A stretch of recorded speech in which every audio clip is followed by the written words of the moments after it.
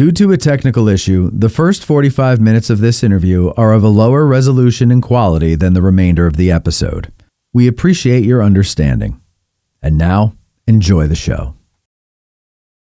It's kind of fitting that we have our guest in today from the Valley Forge area to talk about Valley Forge because it's freezing out and there's snow and ice all over the place.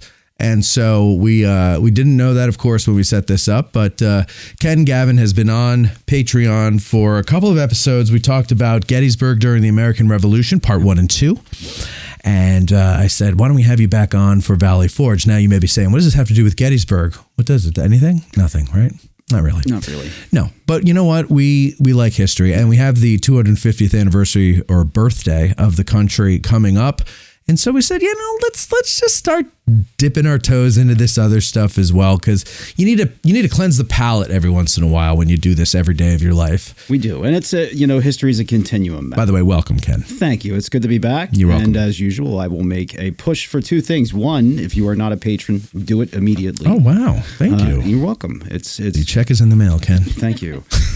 All zeros at the end of that, but at least I get Matt Callery's signature on it. It's all zeros, right? Not at the end, all the way through. All zeros all the way through, but Matt signed it. So. It's a significant, symbolic check, right? Yes. And the other is Little Ground Top. Had mine this morning, so buy yours. How do you like it for real? I do really love it. Okay, yeah, really? Yeah, we talked about it before, and I do. We have the shared sophisticated palate. I get those notes of black pepper. You do get the black. A lot of people don't get the black pepper. Just a little touch. Yeah. Yeah. People get the notes of cacao. Yeah. They get the toasted sugar. Yeah. They get the wild grass or whatever it is. What is it? Wildflowers. But nobody ever gets the black pepper like we do. Only the most sophisticated. That's right. Yeah. That's right. It's too sophisticated to get the other ones, though. I can't taste the other things. Valley Forge, we did cover it a little bit in the past. There are connections. There are folks from what will become Gettysburg who are at Valley Forge, who are serving in various Pennsylvania regiments. And this area is also supplying the Continental Army with supplies. So Alexander Dobbin is renting wagons and horses. There's wheat. There's other things that are coming from this area. So there are connections, but history, you could look at it as a continuum. If there is no revolution, if there is no Valley Forge, maybe there's no country. There's no Battle of Gettysburg to talk about. True. Now, okay, so let me just fill you in on what you're dealing with here with me, okay? My knowledge of Valley Forge, I've been there twice, if I recall. Once I don't even know if it would be a tour, but I was with someone who claimed to know what they were talking about. It was a friend. We went into the museum, and I've seen a documentary or two over the years about Valley Forge. I grew up outside of Morristown, New Jersey. Jockey Hollow is one of the sites there. And Jockey Hollow Rangers would tell me Valley Forge gets all the credit for being a hard winter, but it was actually a worse winter here at Valley Forge. The difference being the Army figured out how to deal with it from Valley Forge, and so we didn't have as much casualties and sickness and death and all that other stuff. Is that right? Yeah, there's always that East Coast, West Coast, Valley Forge, Morristown thing over the years. I know Rangers who've worked at both sites. And there is. Morristown does get short shrift considering how bad the situation was there with supply. It's in New Jersey too. The Army was there for two different winters, but the second winter that they're at Morristown and up at Jockey Hollow is the one that you're talking about. So, the supply situation is worse there basically because of weather. That winter of 79-80 is one of the worst on record in North America. Did they call it a mini ice age or something like that? Not that winter specifically, but that period of time. That period's been referred to as a mini ice age, but that winter in terms of the severity of snowfall, the frequency of snowfall, the cold temperatures, that winter of 79-80 really freezes the Army in place in that encampment, and you can't get in, you can't get out. So supplies are really bad up there. Also, the Army's dealing with mutinies at Morristown. I was just going to say, not dealing with at Valley Forge. Who could get out? Deserters. Right. Tell real quick. I know we're doing a Valley Forge show, but what's interesting is what is it? Federal Hill up in Kinnelon, New Jersey, I believe, is where they caught up to them and hanged them, except for one. Right. So he could come back and tell everybody what happens when you mutiny. So there are a couple of instances with those, the Jersey line, the Pennsylvania line. There were instances of one being pardoned. But it's the shock value of having watched that. My understanding of the mutinies at Morristown and when the Jersey line is going to mutiny at Pompton Lakes, when Washington approves the sentences for those executions, they're executed by their own kind. Right. Other troops from the Jersey line are going to stand there. And then if, there's a line of men with loaded muskets, and then behind them, if they fail to do their duty, there's a line waiting to take them out. Jeez. So, there's a lot of powerful symbolism to that. But yes, Morristown, it's very different there. The Valley Forge winter, the army that's there is going to suffer a lot differently because they are so new to military service. The Army, when you look at it, I think there's probably a misperception that, the Continental Army, these guys are fighting for the entire war. Well, the entire war is 8 years. Mm-hmm. There's very few soldiers who will go through multiple enlistments and fight for the entire war. The Army at Valley Forge is a very new one. In terms of men coming into military service. In 1775, 1776, Congress would only authorize 1-year enlistments. Okay. Because Congress is afraid of a standing army posing a threat to the Republic. They look to the example of ancient Rome and Roman history, right? By the time you get to early 77, Congress is starting to see the value of a force that can be kept together for a longer period. Because Washington is complaining frequently. A year, maybe I can get these guys whipped into useful shape, and then they're gone. Right. And of course they want to go home. There's nothing keeping them here. So the army that assembles in early 1777 is going to be the one who is at Valley Forge fighting in a bulk for the remainder of the year with new folks coming on. Those guys are enlisting for 3 years of the war. But Valley Forge is the first winter where they're going to have to learn how to deal with winter encampments, hygiene, things of that nature, which is all down the road, I think, for us to talk about. But I got a quick question. You mentioned about the standing army thing, right?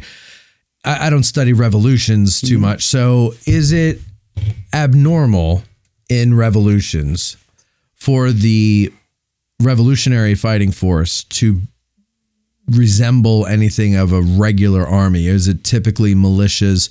So in other words, this problem of men leaving, come and go as they please, short-term enlistments or a year or whatever, and not really feeling as a cohesive unit. Right. Is that just kind of the way it's always been? And then we came along and someone was like, hey, maybe we should have a regular army of some sort. It depends on the revolution. I think as major world revolutions go, and an 8-year military conflict is probably on the high end. It may be the longest. I mean, if you think about the Russian Revolution, that's a fairly short thing, right? But in any revolution, you're going to have leaders who have military experience there. Mm-hmm. I think you're coalescing political, military, and civilian forces to affect societal change. So I think that's there, and there's a military component that's always going to be built into it. If the revolution is short, it doesn't really matter. But I think you're tapping into something, Matt, that bears discussion. And when I've worked at Valley Forge for 18 years now. This is my 18th season. I'm not a National Park Service employee, but I am on staff there as an interpretive tour guide and do a lot of work with public history. So that's been a joy for the past 18 years. It's a lot different than the way the things will function out here with tours in Gettysburg. Sure. It's not, the demand is not as high. So you could have, X number of licensed guides who maybe are doing a couple hundred tours a year. Some of them, last year was my busiest season ever. I had 61 tours. It's still a lot, That is a lot, yeah. But we have less guides out there, and there are less groups that are coming in per se, even though it's still a very busy place. How many visitors do you get annually? 1.5 million. 2 million, something in that range. It's more than we get. So, but there's a lot of folks who are coming through on the counts, Matt, who are there as recreational. They have a lot of trails that are contiguous throughout the park. Okay. So you get it's not runners, joggers, it's still visitors. Still visitors who are coming in. Right. It's going to be less. Something might rub off. Tours. Yeah. So, one of the things that I always really like to do is put Valley Forge in context. And, I've talked about Carl Becker on the program a little bit before. Carl Becker's an historian working in the first half of the 20th century in the United States.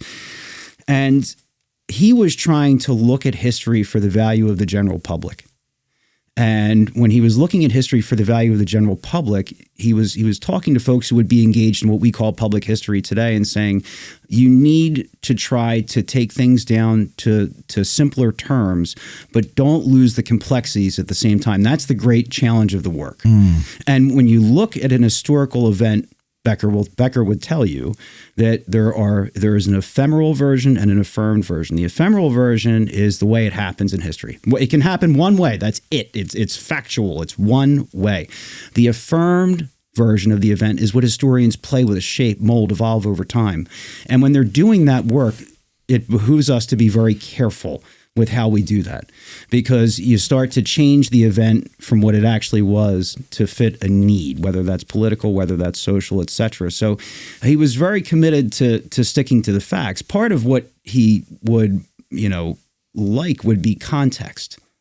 Because unless you provide context for an historical event, you start getting into affirmed versions that are really falsehoods. And for Valley Forge, what I find with many visitors is they labor under the assumption that nothing really happened here. The army showed up, it was tired, it was sick, it was demoralized. For whatever reason, they fell over here on December 19th of 1777. They hung out in the cold, they tried to survive, and then they wait for this guy named von Steuben to come in and whip the army into shape and go fight.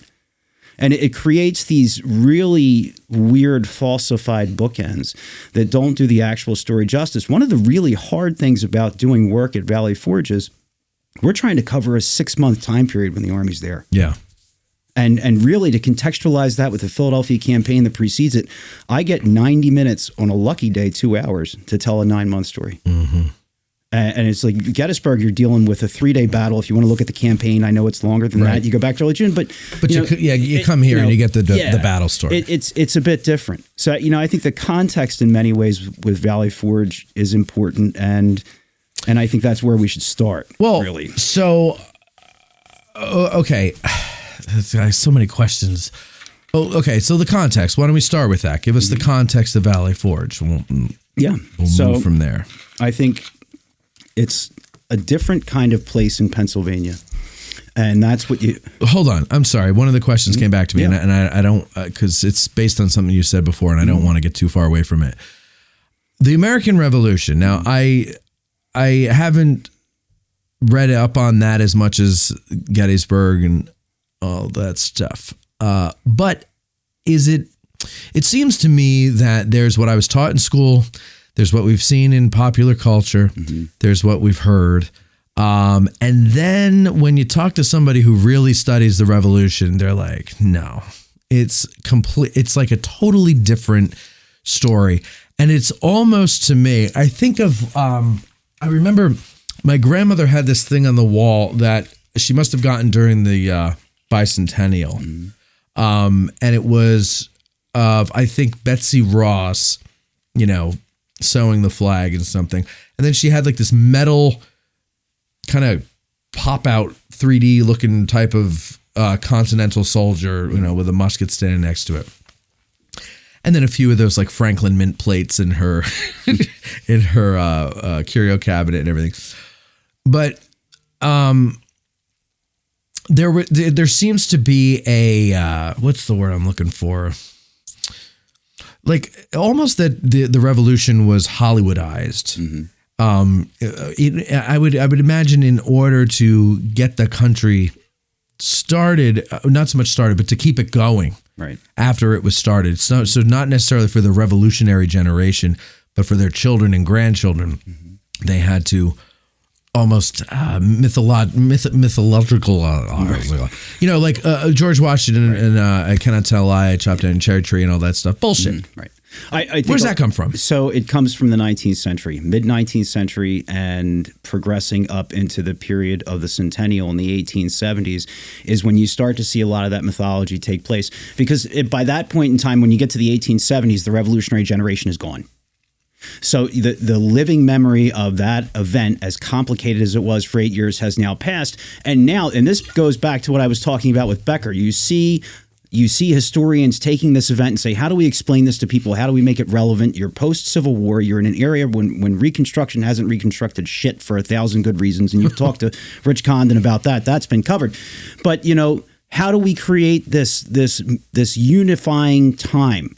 And that's when people start to write about the revolution as that time when a country was won. But the great mistake, the great fatal error of the writings of that era is they make it sound as if it was this unified push that everybody came together all at once, that revolution was going to be happening, and yes, the kumbaya moment. And it wasn't that. It wasn't like that at all. No. As we've talked about before, there were certainly many colonists who didn't support a move towards rebellion. And Matt, I'd tell you, it's really not a revolution until you get into July of 1776. Early on in 1775, this is a rebellion movement. This is a protest movement that has become an armed rebellion. Go ahead. The difference between a rebellion and a revolution. Right. Rebellion, I'm unhappy with the current state of affairs. There's going to be civil unrest as a result in armed conflict. Lexington and Concord of Massachusetts in 1775, yes. But at that point in time, no one has said we are eschewing the crown. We're going to throw off that yoke. We're going to form a new national government. In order for a revolution to take place, in order for independence to be declared, every one of what we consider our original 13 colonies had to look at its own state government and saying, we're throwing out royal government. It's abolished here, and we're forming our own one. We're forming our own state constitutions. Then delegates are empowered at that point in time to say, well, we are an independent state from Great Britain. We wish to join with you to declare independence as these United States of America, these 13 little republics that we've created at that point in time. That has to happen. And the fact that it takes, if you look at the outbreak of conflict in April of 1775 with armed rebellion, and they're declaring independence by July of 1776, that's happening pretty quickly but up and also, down the eastern seaboard. It didn't start in 1775. The violence started. Right. Maybe the armed rebellion or the armed resistance to it started. But I mean, you can go back to the 1760s. Absolutely. Is that correct? You go back to the everything 1760s. takes time to brew. And I stress that immensely with my groups is that if you ever want a firm understanding of the American Revolution, you've got to understand why the French and Indian War was ever fought, or what they call the 7 Years' War in Europe. Because, at that point in time, France, Britain, and Spain all have claims on the North American continent. The French and Indian War in the 1750s and 1760s is going to settle who is going to control North America. It ends up being Britain when they win in 1763. Ostensibly, the French have been removed. Ostensibly, the Spanish have been removed. Ostensibly, natives are being pushed far west so that British colonists will have chances for economic development, chances to obtain new lands. And Britain's intention is to use North America to fuel global empire. They want the greatest empire the world has seen since ancient Rome. North America is going to fuel it because it's an untapped resource. But by 1765, things are starting to brew because the British have to pay for what was a long, expensive global war, and they expect the colonists to take part. It's school simplifies things. Oh, it's about taxation without representation. That's what people say. If you look into the psyche of the Americans, this is about more than just money. It is about methods of taxation. It's about the British Parliament, from their perspective, saying, you're just going to do what you're told. You're not going to have a say. You're not going to talk about that. And if you want to protest indirect taxes, direct taxes, then we're going to start to clamp down on you with other things. Yeah. Right. And then over time, when you get to the shutting of the port of Boston, that's when a lot of colonists begin to coalesce and say, well, this is a problem that affects everybody, because if they can shut a major port city up there, Philadelphia, Charleston, New York, what's next? Right. So prior to the French Indian War, there was no tax to the crown. It wasn't that there isn't taxation. It's that there are unspoken gentlemen's agreements, or there are methods that do not involve direct representation in Parliament. Got it. Where Americans will contribute to public finance, but there is debate. There is discussion over when and how that's going to happen. Is it more localized? Like they're paying local taxes, but not any that, or is it?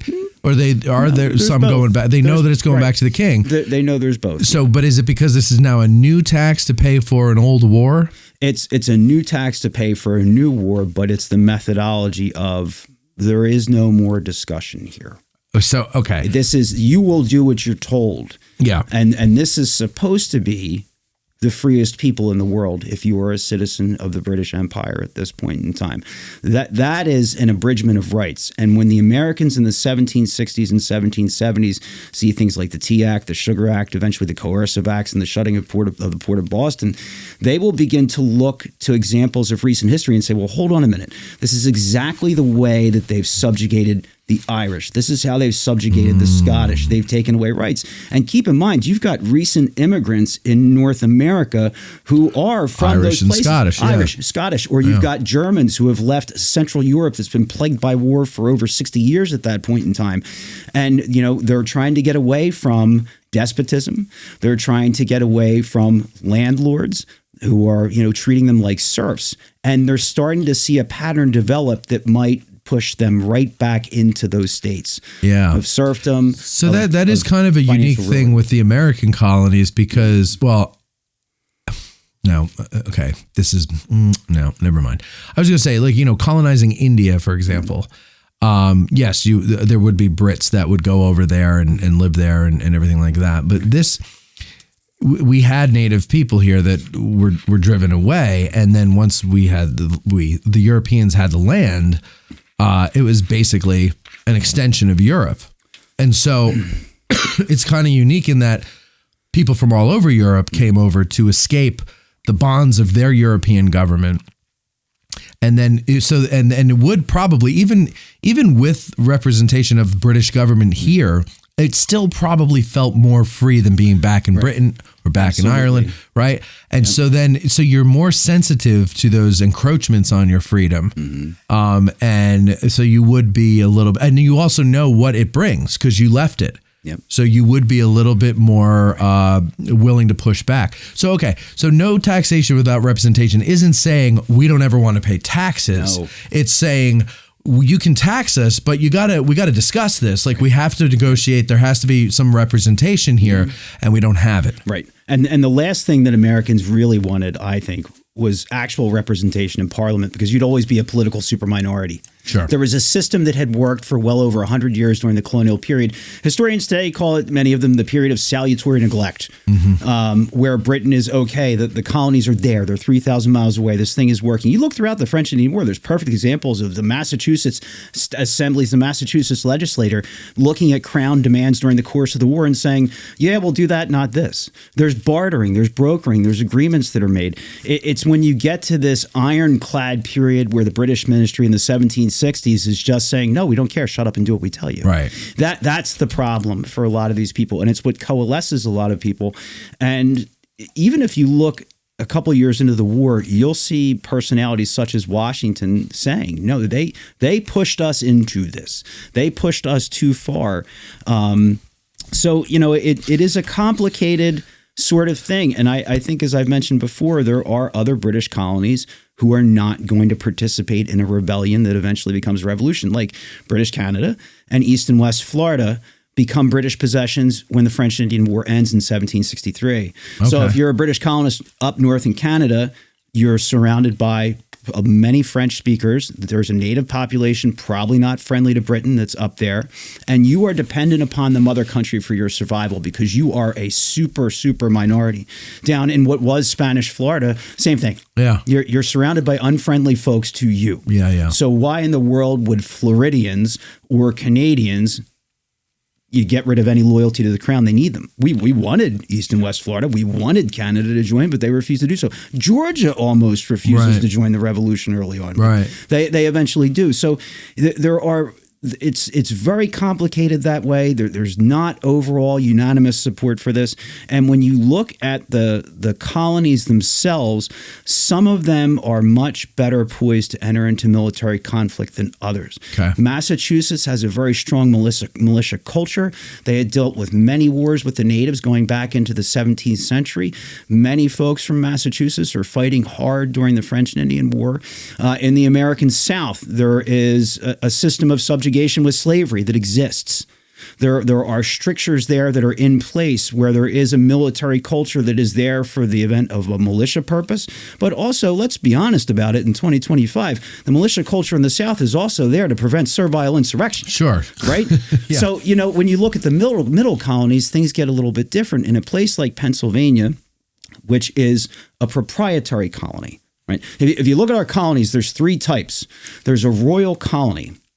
There is a proprietary colony and there's a corporate colony. Royal colonies, royal governors, royal charters, corporate colonies, places like Connecticut that have interesting legislatures that look a lot like states, but they're backed by corporation. But then you have these proprietary colonies, which are owned by families. Pennsylvania is owned by the Penns, right? Mm-hmm. And William Penn, as a Quaker, embraces pacifism as part of his religious tenets when Pennsylvania is founded in the 1680s. Pennsylvania operates this odd political coalition from 1680 until 1775, where the Penn family is Pennsylvania's government. Right. In order to maintain that power, they've got to pacify Scotch-Irish Ulster Presbyterians who are fleeing serfdom in Ireland. It's a combative kind of people. They've got Anglicans who are here who want a steady-as-she-goes pace in terms of the economy and don't care if the Penns are the ones in power as long as nobody's rocking the boat. Okay. And you've got Germanic immigrants who are coming over either to make money or to flee a war-torn Central Europe. Some of those Germans are going to be Mennonite. They're going to be other sects, Anabaptist sects who, we can get on board with pacifism. Other ones like Reformed Lutherans might be more akin to warfare. But Pennsylvania, throughout the 18th century, the Quakers are trying to keep military establishment out of the colony, they're trying to keep warfare out of the colony, and they're trying to keep this peace. By the time you get to that period in time in 1775, well, now there is a rebellion that is spreading in the colonies. What are we going to do? You see recent immigrants and people who have been disenfranchised under the Penns for the course of almost 100 years at that point in time who are ready to seize power. So there is a violent struggle within Pennsylvania to see who is going to control this government as we're in a rebellion moving towards a revolution. And that's when you see a lot of the Scotch-Irish in the cities and out on the fringes are going to take power. And they're going to not just boot the Penn family out, but that's when we're getting into things like people have to sign a loyalty oath, even the pacifists. We've talked about that in a previous program, where they're pushing people away. So Pennsylvania's state government is a very fragile coalition in 1776. It's not a population that is well poised to entertain itself as being the seat of war, because they've not had a strong militia culture. They've not really wanted to contribute a whole lot to the French-Indian War, prior colonial conflicts, and you have a population that is now looking at a new government that's there. It says, okay, radicals who want independence, you want to keep power, that's fine, but we don't want Pennsylvania to be the seat of war. We don't want the boat rocked. And we want to be able to do what we've been doing. And it's not a place that knows how to handle warfare, and it will become the seat of war for almost 2 years in this region. So Pennsylvania is a place where the population is on edge regardless of who they're supporting, and it's a place where the political establishment is very shaky at best by the time you get to 1776. How, percentage-wise, what do they say what percentage of the population supported the revolution and was against the revolution and didn't care? I always heard it was thirds. Yeah, and John Adams has that famous quote, a third for, a third against, a third pretty much ambivalent. It's tough to say because there's no exit poll, right? When it's over, did you support the revolution? That's How true, did you enjoy it? Did it turn out the way you expected it to, sort of thing? There are hardcore loyalists to the crown. There are hardcore revolutionaries. It's like in any society, you're going to find extremists. But then I think that portion that Adams is talking about, and thirds might be just about right, are probably people looking at the situation going, I'm going to keep my head down in the benefit of my own self-interest and try to ride this storm out. Or I'm going to wait to see how the winds are blowing here and then maybe go from there. The human interest, or human nature rather, is an element you can't take out of history. Sure. I think if you look around today and you're in a crowd of 100 people or 100 people you know how they're going to act, it's going to be the same kind of thing. And I'm glad you say that because everybody seems to have this desire to take human, like we're the only ones, the living are the only ones that have human nature. Right. But the living prior to us didn't. Yeah. They were just like us. Yeah. They just lived in a different time period and they dealt with severe challenges. So let's say it was a third, like 30%. So that's 30% that support it. That's not 30% that are picking up arms and going out and fighting, right? What would that be? Like maybe 3? Well, I mean, I can give you the Continental Army's strength changes a lot over time. And then let's look at 1776, and I'll answer that question for you, but it's going to be a little bit of a thing. Go ahead.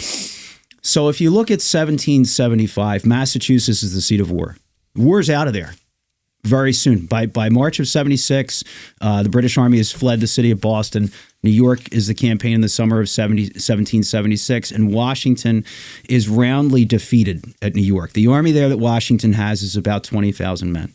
Okay. The Continental Army, its strongest points is really never going to be more than 20 to 25,000 men in campaigns. So in terms of a population of 2.5 million or so that we've got at the time of the Revolution, it gives you, an idea. But the estimates that we've got, tell us that there are a couple 100,000 people that probably serve in the Continental Army over time. So maybe 10% of the population or 12% of the population, if you throw in militia service and state levies and things like that, is going to serve. Drilling down the stats on, the whole population is 2.5 million. How many are men of military age living in certain areas? That I don't have, and that would be pretty difficult to do, I think. But we can say somewhere between 10 and 15% of the population serves in the Continental Army or in the militias. But it's never bigger than 20 to 25,000 men. And rarely is it going to be that big. If you're thinking about New York as a disaster for the Americans, what's going to happen in the aftermath of that is that Washington will begin retreating through the state of New Jersey and pursued by the British. By the time we get to early December, that is causing a massive panic within the city of Philadelphia, southern New Jersey, and in Delaware, because they think that Howe is coming to capture the Capitol and end the revolution. And we've got this very new, very fragile coalition of states, and the capital is there in Philadelphia. And is Howe going to come? And you've got this Pennsylvania, now state of Pennsylvania, with that fragile political system and unprepared for warfare, and everybody is freaking out. They're trying to evacuate the city. They're trying to move out into the countryside. There's going to be this massive moment of panic where Congress is going to retire. They're going to move out to Baltimore, and they think the revolution is going to end at this point in time. Washington, by the time he gets to the banks of the Delaware River, in late 1776, he's going to have somewhere around, I'm going to look at this because I have it down here, about 6,100 men who are fit for duty. Okay. What did he have before that? In the New York campaign, he had somewhere between 18 and 20,000 effectives. Wow. At the beginning of that campaign, which was a very long one. But now we're down on the eve of Trenton. He's got an army of about 11,000. 6,100 are fit for duty. 2,400 roughly cross the Delaware on Christmas night to attack Trenton. By the time you get to Princeton on January 3rd, at the end of the 10 Crucial Days campaign, that army has shrunk to 1,400 men. And by the time he gets to Morristown for his first winter, 76 into 77, he's got less than 1,000. Oh, my God. There is a period of time in February of 1777 when Washington can count no more than 600 soldiers on duty at Morristown. Now, are all these deserters or sickness or they're not casualties deserters captured? at that point. It goes back to the enlistments only being for a year. Yeah, okay. Right? And so you've got these guys who've enlisted in early 76, and Washington and other generals are basically begging them, will you please stay longer? Stay a couple more weeks. So many of them are just going to go home, and there are very few who are going to stay to early spring. And so I'm sorry. What was the motivation of these men then? If you're going to go a year and your enlistment is up, but the war is not over, and I'm not calling into question their courage or anything or their dedication, but was it like, yeah, this would be fun.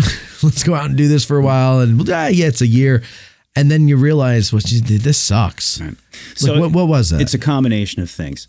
The early army, so 75. Massachusetts is the seat of war. 75 into 76. 76 is going to shift from Massachusetts to New York. Many of those early one-year enlistments are coming from the New England colonies / states and from New York. The vast bulk of the men who are going to be with Washington in those first 2 years are New Englanders or New Yorkers. They come from that strong, ingrained militia-based culture. Right. But that strong, ingrained militia-based culture had a societal understanding that these men are not expected to serve more than 9 to 12 months, being conscious of familial situations, being conscious of the fact that they're going to have to plant crops. There are many areas of New England, Massachusetts specifically by the 1770s, where land is starting to be in short supply. Whereas the middle colonies, that's not the case at all. So it's a matter of they've fulfilled their duty, they've fulfilled their expectation. It's going to be time for them to go home at that point. The new army that Washington... Is there also like that attitude that a lot of like hardcore Confederates had in invading here, or maybe even going to fight in Virginia, which is like, well, I'm from Georgia. I enlisted to protect Georgia, not Virginia. You don't see that. Okay. Right? So it's not that attitude. It's not that attitude. Okay. It is my term of enlistment, my contract was a year, it is up. And you also, again, you have to go back to the French Indian War and this is Massachusetts specific. Okay. In the French Indian War, when British commanders in North America would look at enlistment contracts for Massachusetts soldiers and start to make additional demands, that sent things through the roof. It's like, no, the terms of the enlistment, the contracts will be honored. So it's there. It's a deep-seated thing from the past that those are going to have to be respected. You know, you combine those cultural and societal trends, what these people are used to, with the fact that Congress is wary of a standing army, and you get that scenario where these guys are not going to hang out for more than a year. And they've gone through severe hardships, and they've seen a lot in the campaigns that they've been in. And it is in their view, I think, and justifiably in many ways, they have done the duty they have agreed to, and it is now time for another virtuous citizen to fill their place in the ranks. Okay. Right? Fair enough. So Washington has to end up to start recruiting in early 1777 with this base of about 500. And by the time you get to May, the army is swelled to about 16,000. Oh, okay. Which is great. The problem with that is we're now in spring campaigning season, and these guys have just been enlisted, but there's been very little time to train them. So the army that will fight the 1777 campaign from a demographic perspective will include men from many, many more states that have joined the main army, but they're not going to be fairly well trained when they go out into the 1777 campaign, which the end of which will get us to Valley Forge. So that's a problem for Washington. He's training on the move. He is advising his commanders to exercise the men at every possible opportunity in their maneuvers and how to use a musket, and in the exercise of their legs, interestingly. And it's not calisthenics, they're not running, but it is how to move in rapid marches. Because these tenderfoot new recruits are not going to be used to marching 25 to 30 miles a day that a campaign might demand of them. Washington is sitting in central New Jersey thinking about where are the British going to go? He has no idea. You know, are they going to stay in New York? Will Sir William Howe, who's commander of British infantry in North America, try for Philadelphia or a different target? And Washington is hedging bets in early 1777 to try to figure that out. By late July, it becomes clear that the British are going to embark from New York City, from the port there where they have had their base. And it bears mentioning here very quickly for listeners to think about British strategy during the course of the Revolution. If you really want to get that down to its simplest terms, the British are trying to hit targets of opportunity, but they always have to maintain a port city because port cities are umbilical cords for the British Army. Right? You've got an army of 8 to 30,000 guys. That's great. But they also, the men, the draft animals, you got to feed them. They need clothes. They need other supplies. British supplies, the reliable supply networks come from Canada. They come from the Caribbean. They come from the home islands. So port cities are critical to the British at every juncture. Of course, right? Yeah. So what's Howe going to do? It becomes clear by late July that Howe is moving south, which probably means a move on the capital city of Philadelphia. And interestingly, Howe is going to take an overland route, not take the overland route. He's going to take the sea route And that's because everything that happened in the winter of 1776 to 1777 to the British Army. They've got New York as their main base, but they're spread out in 8 cantonments or small encampments through the state of New Jersey. Trenton was one of those, and that's the one that got whacked by Washington over Christmas, right? So Howe sees not just Trenton, but there's what is called a petite guerre, or a small war. There's a guerrilla war that takes place throughout the state of New Jersey in 1776 and 1777. Howe is petrified that there will be Americans everywhere harassing his line of march. So he gets out into the open sea where the British have naval superiority, and he's going to move south that way. Okay. All right. And come and land at Head of Elk in late August. And that's when the Philadelphia campaign will sort of begin in earnest. With Howe and Washington, you're going to have 2 armies combined somewhere in the neighborhood, and this estimates can be rough, 30 to 40,000 men in these 2 armies, plus 5 to 7,000 draft animals. And they are going to fight a military campaign that will last from late August upon Howe's landing at modern Elkton, Maryland, Head of Elk, the head of the Chesapeake Bay, until mid-December of 1777. So this is a lengthy campaign. We're talking about here. That's, 3.5 months, close to 4 months of active campaigning with these folks. When you think about that campaign, and I like to tell folks this on my tours, I'll have a map with me, but, picture the mid-Atlantic region. So New Jersey, Pennsylvania, Delaware, Maryland. Think about that. Now, take a pin and stick it at Trenton, New Jersey. Right. And for those who aren't familiar with the shape of the state of New Jersey, it's where it bends, like there's a crook in it right there, and then to make the joke, there's more than one crook in New Jersey. Come on. And then you take another pin and put it at Elkton, Maryland. And if you were to draw an arc connecting those points and then shade that in, you're now looking at this base of operations for what is going to encompass the Philadelphia campaign for that, 3 3/4 months.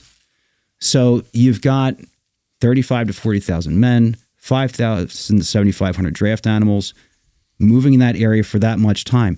The amount of supplies they're going to consume is crazy. Yeah. It's going to be tons and tons and tons. And when the supplies of food run out, they're going to be foraging from local farms. And this is not a plantation society. This is not packed wealthy farmers. There are cities, sure, but most of the folks are middle-class farmers, or they're poor subsistence level farmers, and they're making enough to survive. They're selling a little bit of excess at a market. There's a huge wagon market economy that feeds Philadelphia at this point in time, and a lot of those folks are doing that, but they're not wealthy. And it's not just the consumption of the foodstuffs and the crops. You've got that many people and animals tramping through farm fields to get where they want to go. Well, that's not good for the land. And then you've got all those folks that are going to the bathroom. A human being produces 3/4 of a gallon to a gallon of urine a day. Horse or an ox is going to produce more than that. And that's going right into farm fields. There's no porta-johns following anybody around. I could tell you what a horse produces. There you go. Because I have it right here. Let's see. Where are we? Okay, so blah, blah, blah, blah, blah, blah, blah, blah. Daily requirements, food grains, fodder. Okay. And each animal produces 10 to 15 pounds of manure and 2 gallons of urine each day. This is for Gettysburg. There was 1 million plus pounds of manure and 150,000 plus gallons of urine for the horses here at Gettysburg. So there's piss everywhere, really. To be honest about it, not to mention, the manure and the human waste. They're not always doing the best job of cleaning that up. The result is going to be that farms are ravaged. You've got a civilian population throughout this campaign, especially as you get towards the end of it, that are worried they don't have enough foodstuffs to survive the winter. And perhaps even more threatening to their existence, they're unsure if their land will be arable. They don't know if they're going to be able to plant because of the presence of these armies throughout the course of this time. And that's something that's going to make the civilians more ambivalent in terms of the political feelings. This is going to become about survival. They would love the armies to just be gone altogether. And there are quite a bit of folks in this area. I mean, Philadelphia has 55,000 with 20,000 in the city proper. The other surrounding areas that we now consider Philadelphia encompass the other 30,000 people. Chester County, Pennsylvania has 30,000 people in it. Western New Jersey has about 20,000 people. Lancaster County has 35,000. York County has 5,000. So altogether, this region that's going to get close to touching or be touched by this campaign in some way, shape, or form is going to have 65, 55, 110, and 115, 120,000 civilians that are going to be impacted by this. And they are caught in the vortex of war. Those everyday movements of the army, what comes with that.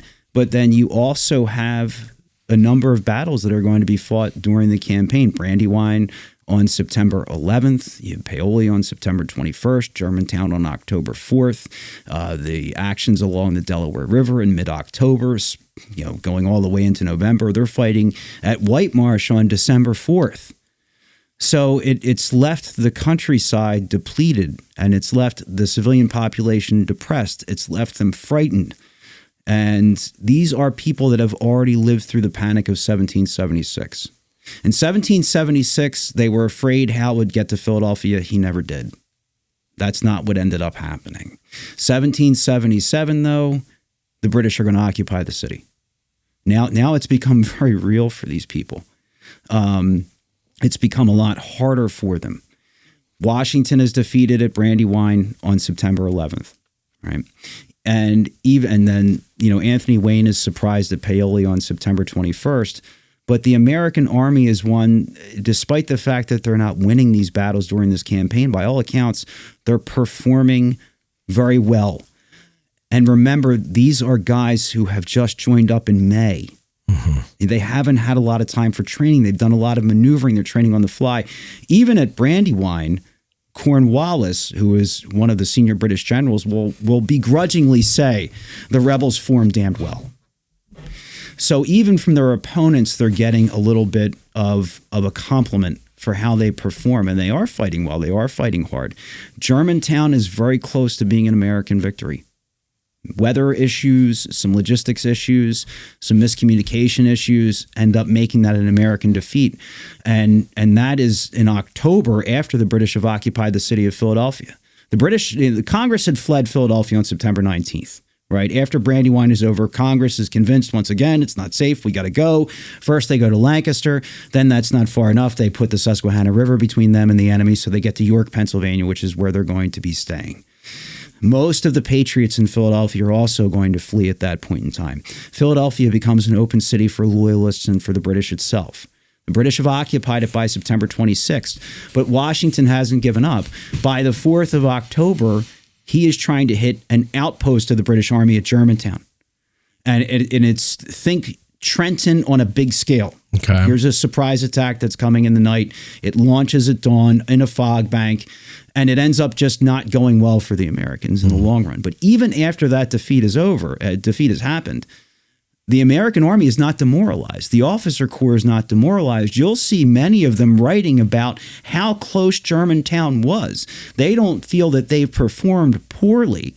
They feel that it was a twist of fate that had prevented them from victory. And many of the American officers are saying, we can't wait to get another crack at these guys. If we can get another crack at them, we're going to be dining in Philadelphia before this campaign is over. We're going to boot William Howe. We're going to defeat the British Army.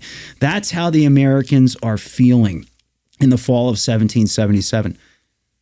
Unfortunately, there are some other factors at play that are going to hinder their ability to campaign. All right? That is because the quartermaster department and the commissary department are falling apart. Their logistics network is crumbling all around them at this point in time.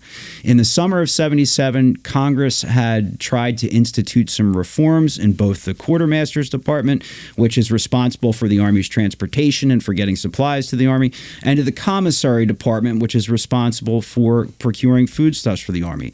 Those two things combined and put together caused the heads of those departments to resign. Joseph Trumbull, who was the commissary general, had resigned in August. So you got your commissary resigns at the beginning of this massive Philadelphia campaign. Your quartermaster general, Thomas Mifflin from Pennsylvania, resigns in October of 1777. So now you've got the food department and the transport department rudderless. And you've got an army sitting there nearing the end of an exhausted campaign. Washington wants to continue fighting. They want to continue fighting. But without getting the supplies that they want, it's becoming increasingly more difficult to do so. Okay. And the weather is now starting to get a bit colder, too. And if they can't campaign, they're going to have to start to think about what in the world are we going to do for the winter. It's not just the supplies, though, that are becoming an issue. The Army's not being paid. All right. In November of 1777, William Palfrey, who was an assistant paymaster, writes to the President of Congress, Henry Lawrence, and says, "We're approaching the impending evil of being in arrears to the Army. We can't pay these guys. So if you can't feed them and you can't pay them, you're not in a good scenario where you're going to get them to want to stay." How are they financing this? How is the Congress raising the money for all of it? A lot of this is going to be in unbacked continental dollars, right? It's speculative paper currency, where they're going to say the bearer is entitled to receive, 2 Spanish milled dollars at a given point in time. But it's not necessarily always backed by something. The Army is paid in specie and gold or silver coin on only a handful of occasions during the course of the Revolution. Early on, that's happening. Late, it happens once around the Yorktown campaign. But most of the time, what they're getting, if they're getting it, is going to be U.S. paper currency. But it's worthless. But it's worthless, and inflationary rates just are sky high. So if the guys are getting paid, what the value of that money would be is going to change drastically over time. The inflationary rates that we saw post-COVID are child's play compared to the inflationary rates that are taking place at this point. Yeah, can't pay them, can't feed them. November of 77, it's getting worse. Deputy Quartermaster Thomas Jones says that I do not have a single barrel of flour to deliver to the troops this morning. He's writing to someone else in the quartermaster's department and saying, "For God's sake, exert yourself in this affair, or all is over." You've got Washington and the countryside now trying to figure out the British, have now captured our capital city, which is the 3rd largest in the British Empire, right? It's getting colder. I'm trying to move my army around. The landscape is ravaged. And Washington doesn't want to tip the balance where the civilians are so tired of the revolutionary effort that they don't care and they won't support him anymore. Right. Which has got to be hard when your soldier boy is not sending any money home, or whatever he's sending home is worthless. Yep. But I know you're trying to move on, but I want to talk about Congress a little bit more real quick. So, they're not levying any. Okay, go back before we go to that. Yeah. Okay. The Continental Congress is formed. That is obviously, I shouldn't say obviously. I'm assuming that it is made up of delegates from the colonial governments, or is this a parallel government that is formed in each colony? Right. No, that's a really good question. Every colony / state after they throw off the royal government or whatever they've had in the past, they have their own governors and their own state legislatures, and then the Continental Congress is an additional political body made up of representatives from the 13 colonies who have agreed to band together. So is it like how we have like the Congressional Black Caucus now or something, where it's kind of no, it isn't, because they're a part of the Congress. Right. And Congress at this point is so scattered, though, because we don't even have the Articles of Confederation yet. That's one of the things they're debating on. It basically is a collection of representative citizens from various colonies who will go amongst all the other representatives from the other colonies, basically to argue their interests for their people and see that they're met. And initially, they're getting together to try to calm things, right? They're not looking to get into a war. First Continental Congress is called together so that the various colonies at that point in time, who all have some sort of an issue with British rule, can talk about what their problems are and to try to find peaceful ways to redress them. So by the time of the Declaration of Independence, are all of the colonies that have signed on to it, do their royal governments dissolve, or are they kicked out, or is it is? Okay. So now they've kicked them out, and now we have an American, for lack of a better term, a government in each colony, right, or each state now that they're calling themselves. They each have that. And then the Continental Congress, It has certain powers, but they are limited powers. They create commissions within the Army and the Navy. But they don't have a power to tax citizens. They can. So that was my next question. They have no power to tax. They can ask local states to contribute. They can ask to do things, but the states could tax. The states could do that, but what they're doing or not doing varies in many instances, who they want to provide supplies for. And you could make good comparisons with the Confederacy during the Civil War there with Joseph Brown, who's governor of Georgia, hoarding uniforms he won't give them to North Carolinians. He wants them for Georgians.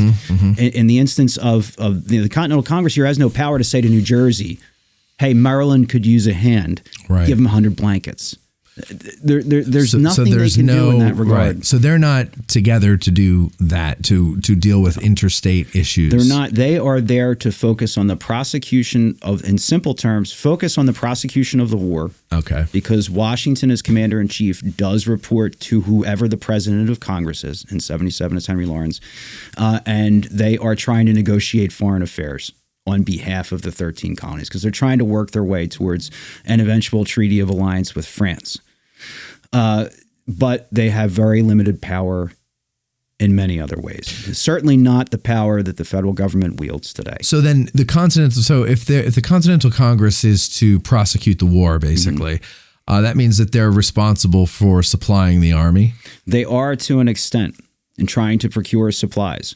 So they would, so they're responsible to procure them, but it would be on, I'm assuming, the states or industry? It's a mixture. It's a mixture of both. Okay. It really is. I mean, states certainly will supply their troops with things. The Continental Congress can try to coordinate those supply networks, work with various states to get supplies to the army. But the bottom line is when you gut the quartermaster and commissary departments, you're kind of biting off your nose to spite your face. You've done it in the middle. You're doing this as a major campaign is approaching. You tried to reinvent the wheel. Yeah. The guys who were competent at the head of those departments got pissed off and quit. And now the Army is suffering with this because of political incompetence, because then Congress is going to fight for months over who's going to, run these departments. And in the absence of competent authority running those departments, supplies that are in warehouses in places like Reading, Lancaster, York, Baltimore, that should be getting to the Army, well, you basically got lowlifes, because lowlifes exist in every age too, of course, who are taking those supplies and now selling them to civilians on a black market at highly inflated prices. And the Army is suffering because of political incompetence and because of greed. And now they're getting to this point in 1777 in the fall where they're not being properly clothed. They're not being properly fed. All of the equipment and clothing they've had is starting to wear out. You've got the Continental Congress saying to the state of Pennsylvania, well, you're the breadbasket of the revolution here. And we've talked about that in a previous episode. Pennsylvania is putting out a lot of wheat production. Yeah. They are the breadbasket of the colonies. They're making enough wheat to make bread for 250,000 people a year. And Congress is saying, well, virtuous Pennsylvanians, provide wheat. Pennsylvania is looking at the Continental Congress and saying, are you kidding me? We've been the seat of war here for months now, and our farmlands are ravaged. We have nothing to give. We can't go and impress supplies from our own citizens when we have a very fragile political coalition that we're trying to hold in place here. You want Pennsylvania to support the revolution, you got to lay off here a little bit, and you got to listen to us. As the winter begins to approach, Washington is starting to get confronted with a number of complexities. There's the military complexity, right? Mm-hmm. And since he couldn't supply his army on the move, he makes the decision in early November to go to White Marsh, 13 miles from Philadelphia, right near Chestnut Hill, and encamp on a ridgeline there. Because he thinks, well, if the army's stationary in a good defensible spot, at least we can try to get supplies to the army. And if we can try to figure out the supply situation, then we can figure out everything else. And that's at that point in time, when you get into November, Congress and Pennsylvania's state government start to look at the army and think, winter's coming. What's going to happen here? And now winter encampments have to happen for these armies in the 18th century in North America for a couple of different reasons. The most important of which is logistics and travel. If you think about an era where the greatest road in North America at that point is the post road, how the mail got from Boston to Savannah, packed dirt as wide as a yellow school bus, no permanent bridges over major river crossings, right? So think about our modern road networks and how they get chewed up. You've got an army of 15 or 20,000 guys and a supply train and artillery. You're going to move it on that road network? Yeah. You get a sudden storm like we just had the other night, you could be stuck. Your enemy is going to come and defeat you in detail. So for logistics, supply, and survival, main armies have to go into winter encampments that are defensible, that hopefully can be supplied, and wait for the weather to improve to campaign in full force in the spring. Winter continues in the 18th century during the winter on limited scales. It doesn't completely stop. It's not an age of gentlemanly war. That is a myth. It does continue on, but it's the big campaigns, moving big bodies of men. It can't be done effectively in 18th century North America winters. So these guys have to find a place to go. Washington is desperately now trying to figure out in early November, where am I going to go? What is the army going to do? How is it going to be supplied? Those are the three questions that are on his mind. The supply situation we know is already just drastically ridiculous. It's really a miracle. You're talking about all the corruption and the roads and the supply lines and all these other issues that Washington has to deal with. It really is a miracle that, A, they were able to last as long as they did and ultimately succeed. Yeah. I mean, It's nothing. It shouldn't have worked. No, it shouldn't have worked, and it gets the difficulties, the complexities are compounded for him by the political machines, because when the Continental Congress and the state of Pennsylvania look at this Philadelphia campaign, which appears to be wrapping up, and thinking about the winter, they have vastly different ideas about what Washington is supposed to do. Now, these are the political fat cats who are sitting by firesides. They're not out there suffering with the main army that has been for months on end and is now freezing at White Marsh. Like people think it's bad at Valley Forge. It was bad a month and a half before Valley Forge in terms of being frozen, in terms of not having enough to eat, in terms of not having enough clothes. So then Congress, in its infinite wisdom, sends a body of men to White Marsh to observe the encampment and to basically tell Washington what they think he ought to do for the course of this winter. The attitude of Congress is displayed in two quotes I'm going to share with you. Okay. One is from a guy named William Ellery. He is a congressman from Rhode Island. He says, in November of 1777, the army should keep the field in the winter entirely to destroy Mr. Howe, to destroy the British Army. So Ellery is under the assumption that, it doesn't matter what the logistics, he's not even taken into account. Right. He thinks Washington's capable of staying in the field for the entire winter, moving about January, February, and destroying the British Army. Henry Laurens of South Carolina, who is president of the Continental Congress, says in late November of 1777, we shall infallibly be in possession of New York or Philadelphia or both by the end of January. In his mind, despite all the difficulties, Washington will fight not one but two major campaigns and capture not one but two major American cities. So Congress is thinking, just deal with it, buck up. Stay out there in the field, get the job done. They're looking on the macro level. The state of Pennsylvania looks at everything that has just happened, and they think about that fragile political coalition. They just wrested that power from the Penn family. They're trying to keep this in order. And they realize that without Washington's army, they can't do that. So the state of Pennsylvania wants Washington to stay very close to where he is. Pennsylvania's the president of their Supreme Executive Council, Thomas Wharton, and this is in that late November, early December 1777 period, will say the following. Nothing but the neighborhood of the army keeps Pennsylvania's disaffected citizens subject to government.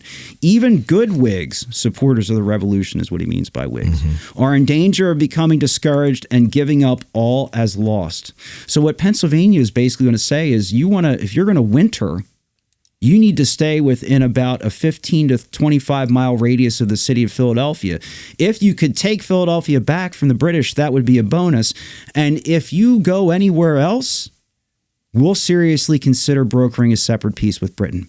Pennsylvania will consider seceding from this revolutionary effort. Okay. So now you've got Washington being hit with two 50-pound political sandbags in the face. And truth be told, he would probably prefer to move somewhat far away from the Philadelphia region because he knows how hard the war has been on the civilian populations. What would his goal be? What Washington's goal would be twofold. And I think we've talked about British strategy, targets of opportunity, maintain port cities. If you look at Washington, he's losing a lot, but he comes back. He runs away. He fights another day. What he's doing is covering the army and covering Congress. And by covering, I mean he's protecting them.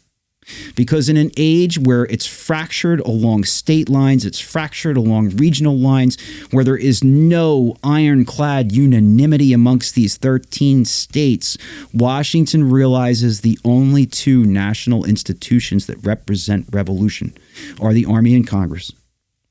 And if one of those institutions dissipates during the course of the war, then the war ends. So for Washington, a safer play, in his mind, I think, would have been to retreat west, to get into the farmland that had not yet been touched in farther Chester County, in Lancaster County, in York County, get him close to Congress there and to protect them. Yeah. Right? But now he can't do that because Pennsylvania is threatening him. Everybody's looking at him and they're demanding answers when you get into late November.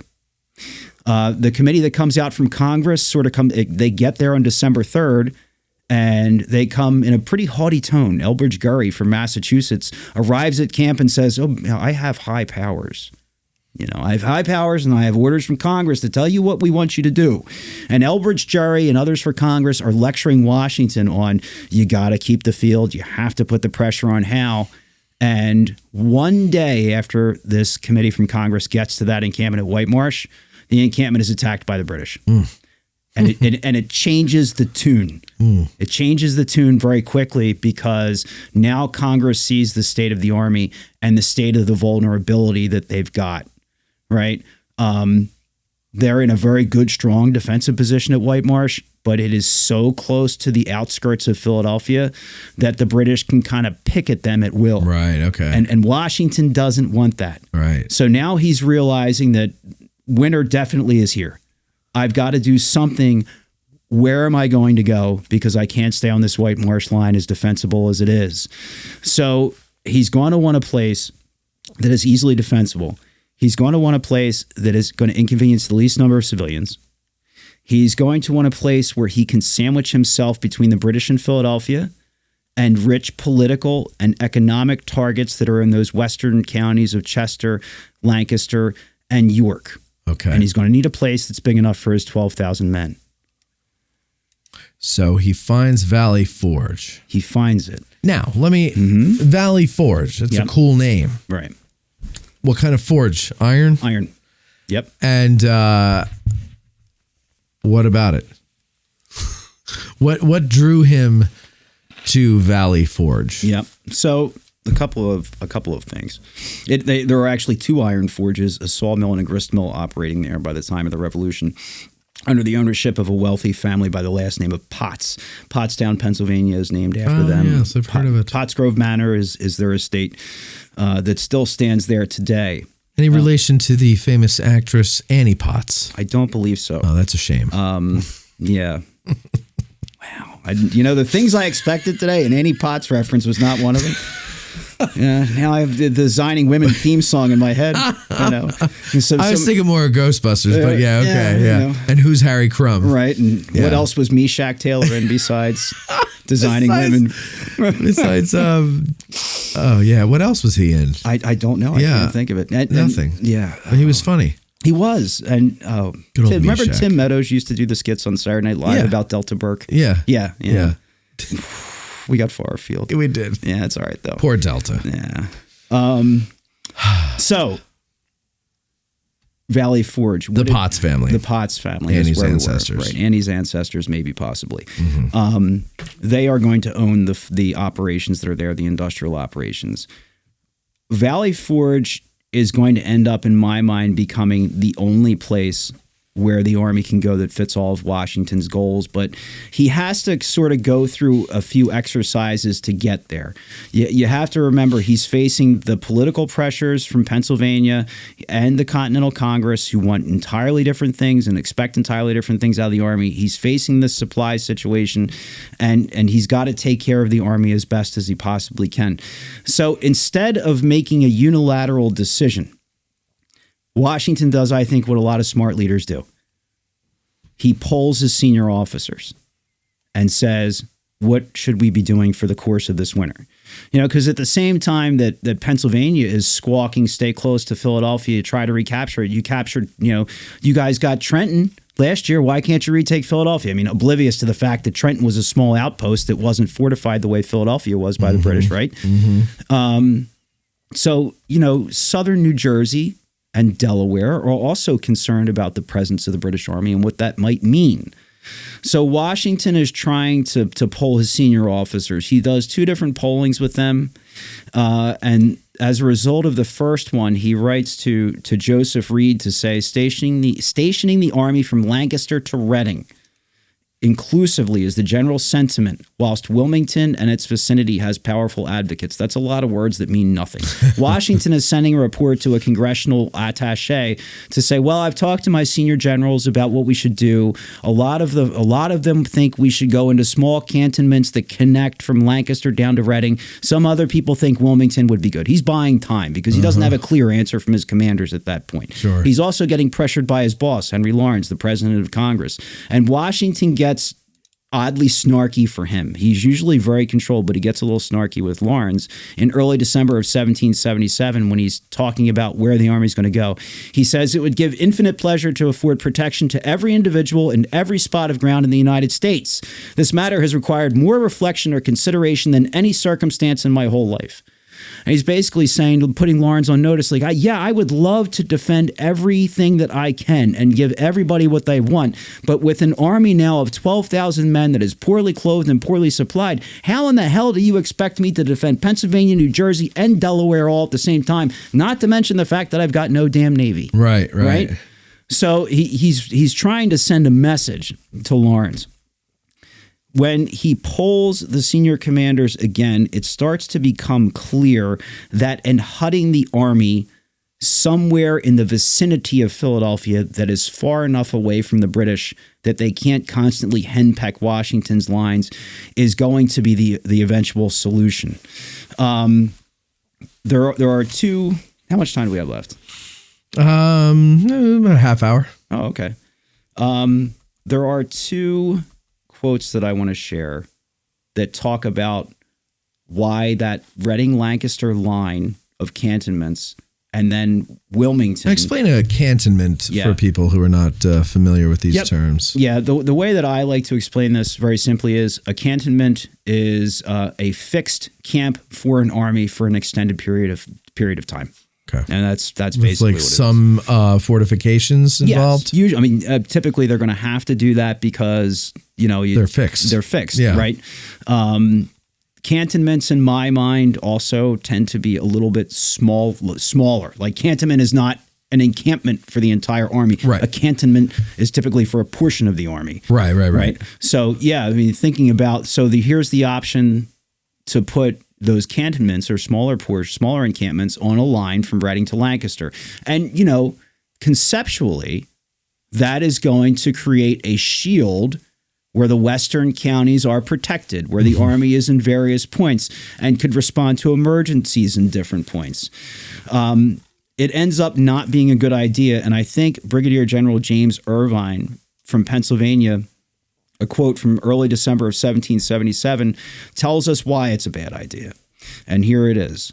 Many of the officers are for going into winter quarters on the line from Lancaster towards Easton. If this is attempted, I am sure the army will march there only to be disappointed. By the best information, those towns are crowded with inhabitants from the city, and little shelter can be found there.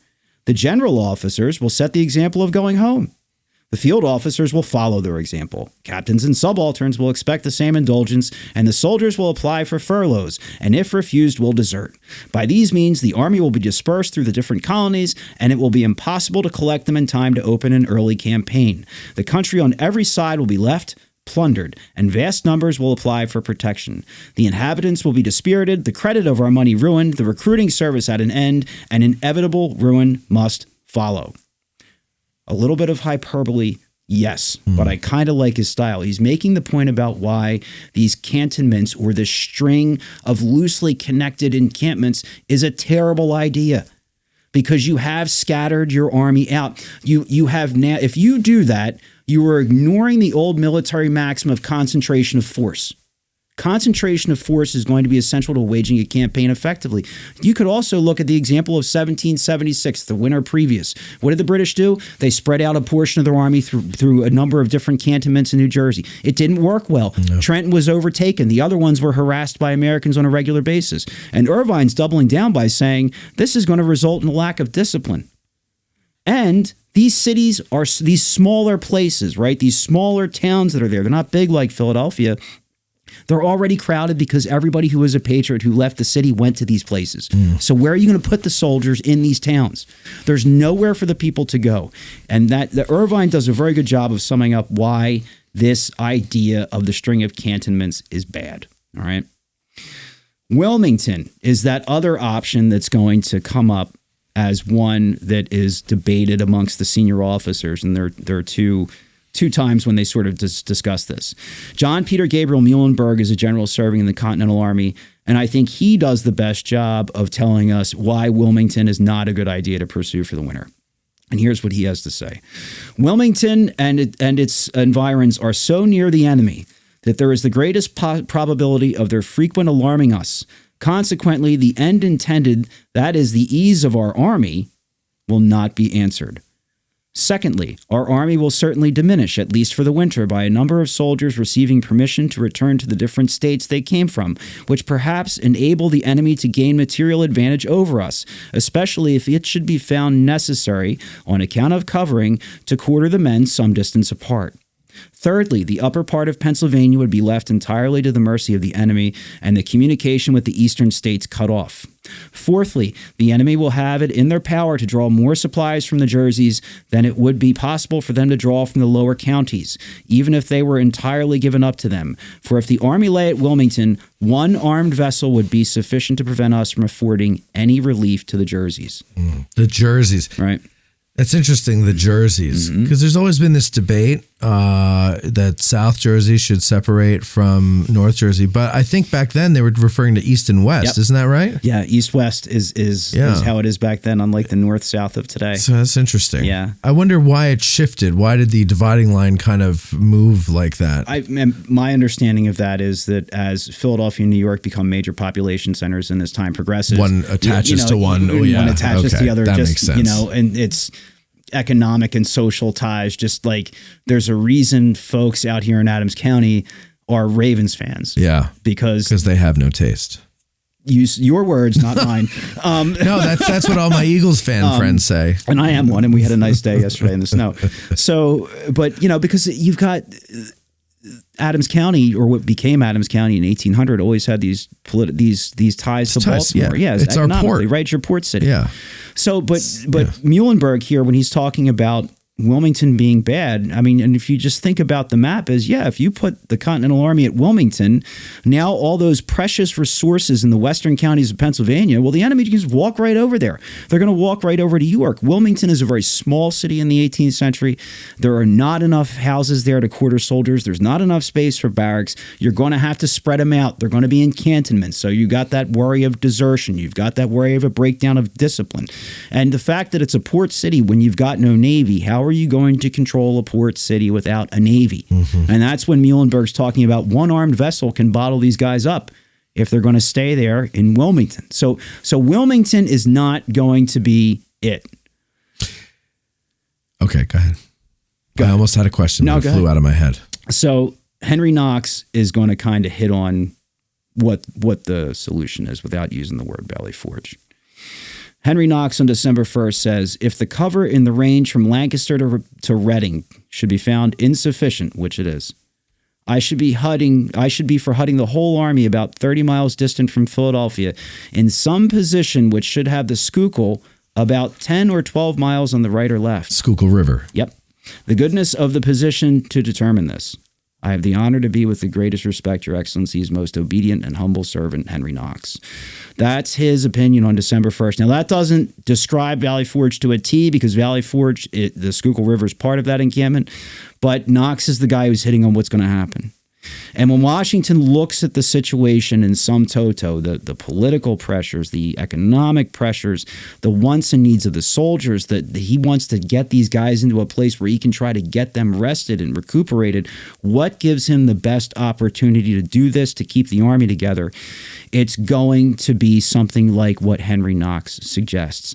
I have said to folks for years, Valley Forge is not an accident. Valley Forge is not a coincidence. It is not the place on December 19th of 1777 where Washington looked over his shoulder and said, they're tired, we're stopping here, we'll figure it out.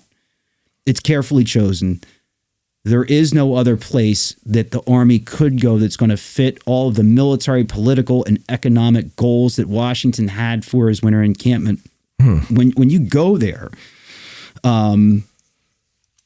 topography is helpful to see. You know, it's easily defensible. It's got all the goals. Valley Forge is easily defensible, inconveniences few civilians. It's close enough to the British in Philadelphia that it satisfies the whining of Pennsylvania's, Supreme Executive Council. And it's between the British and the Western counties. And so he's got all of this working for him. If you go there and you drive around the encampment, which is roughly in the shape of a giant triangle, you will notice that two sides of that triangle have very good natural defenses. There are two hills, Mount Joy and Mount Misery, which straddle the Valley Creek on one leg. On the other leg, we have high bluffs over the Schuylkill River. There is a ridge line that runs south by southwest that is still high, but that's the weakest point. Okay. Right. But it requires less work than other sites would. In terms of its distance from Philadelphia, it's about 19 or 20 miles as the crow flies from the city. Okay. So Washington gets the distance factor that he's going to want. The outer ridge running south by southwest, Washington's army is there. You can very quickly think about the map. Well, if Philadelphia is over, in one direction, Washington's here, right there, and then west is that way. Well, he's blocking the land and water routes to the western counties. So he's sealing off British access to any economic targets. He's sealing off access to the political target that it wants to destroy in Congress. And there are about 14 to 16 farm families living at Valley Forge. So while that's not convenient for those civilians, he's not inconveniencing hundreds. He's not inconveniencing thousands, right? It's a much less number. So Valley Forge, and it's open farmland.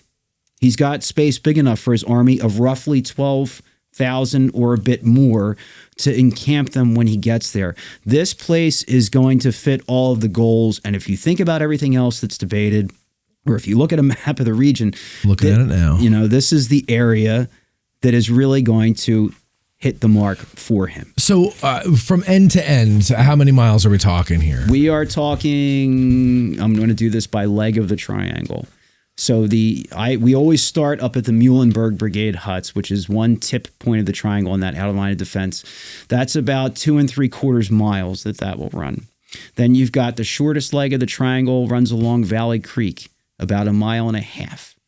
And then that final leg of the triangle, taking you back to the beginning, you'd run about 2 miles. So it's like 3,600 acres total, roughly 36.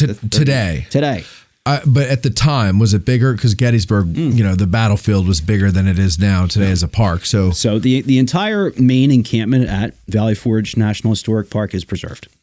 So when you go there, you're able to traverse the bounds of the entire main encampment as it was in 1777. Oh, all right. Yeah. So we're looking at something that's roughly the same size when you're out there. Yeah. Okay. And it is nice. I've been out there. We should do a video with you out there in the spring. I'm not going outside in the winter anymore. I just did my first tour 10 days ago. It was cold. Very, very rare that we do tours this early in the year, but I had a couple from New York. Yeah. But no, that would be a good time. The cold. So hitting these goals is important for a couple of different reasons. For strategic impact on the war locally, huge value. Because what have the British accomplished throughout this massive expenditure of life and treasure in a nearly 4-month 1777 campaign? William Howe and his brother Richard, who commands the British Navy, they hold the city of Philadelphia, but they hold territory. Yeah. They haven't destroyed what General George Wheaton of Virginia calls the Herculean hinge on which independence turns, which is the Continental Army. Much like at the end of the New York campaign in 1776, Washington refuses to surrender in the aftermath of the Philadelphia campaign. So the British hold a city, and that's it. They haven't been able to crush the army. They haven't destroyed political or economic targets of value. William Howe is unable to end the war in North America, and he wants to go home. And the British Parliament is more than willing to let him do that at that point. And there will be a new commander in 1778 in the person of Henry Clinton.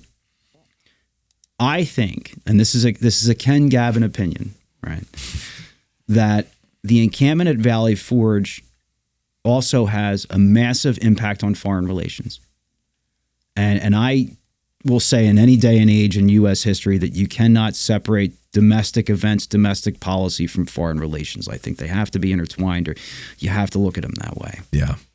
So in 1777 and 1778, Philadelphia campaign is raging in 77. The Army's moving into winter quarters, and they're there in early 1778 at Valley Forge.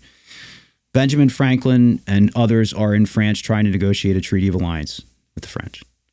And the French foreign minister, the Comte de Vergennes, expresses concern about Washington and says, he has lost your capital city. What is your response to that, Minister Franklin? And Franklin's response is, Howe, the British general, right? He's talking about William Howe. He says, Howe has not taken Philadelphia. Philadelphia has taken Howe. Which is brilliant. Yeah. It is absolutely brilliant. Yeah. But what I think Franklin is referencing is, let's look at it from a brass tacks perspective. Yeah, he took the city, but look at everything else Washington has done. Couple that with a massive American victory at Saratoga in the fall of 77, as Washington is losing in Philadelphia, right? And it puts things in a different perspective. And France signs in February of 1778. So, I don't think it's the only thing. I'm not saying Valley Forge is why France decided to sign a treaty with us. But I think what Washington is accomplishing there in the grand scheme of everything else going on with the Continental Army during that year gives France the confidence to sign a treaty of alliance, which is absolutely critical to the American independence movement, because Britain could look at this war differently before France was involved. Before French involvement, this is a constabulary action. It is about suppressing rebellion, and it is a thing that creates conflicted national consciousness in Britain, because you will have Whigs in Britain, British political parties, Whigs and Tories. Tories are war hawks in the American Revolution. God, bring the hammer down, kill them. The Whigs are saying, think about the recent past. Think about what we just did, arm in arm with our colonial brethren, to fight against the French and their allies, to make North America the keystone of empirical economic success in the entire Western Hemisphere for the British Empire. Is killing them wholesale at this moment in time the best way to bring them back into the fold? Right. So maybe we should try something a little different. Whigs struggle with prosecuting war against American colonists.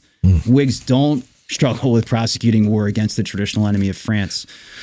But France brings in that host of powers that we never have. So then at that point, it's like, okay, colonists, right? Because you're siding with our enemy, who was your enemy too. Right.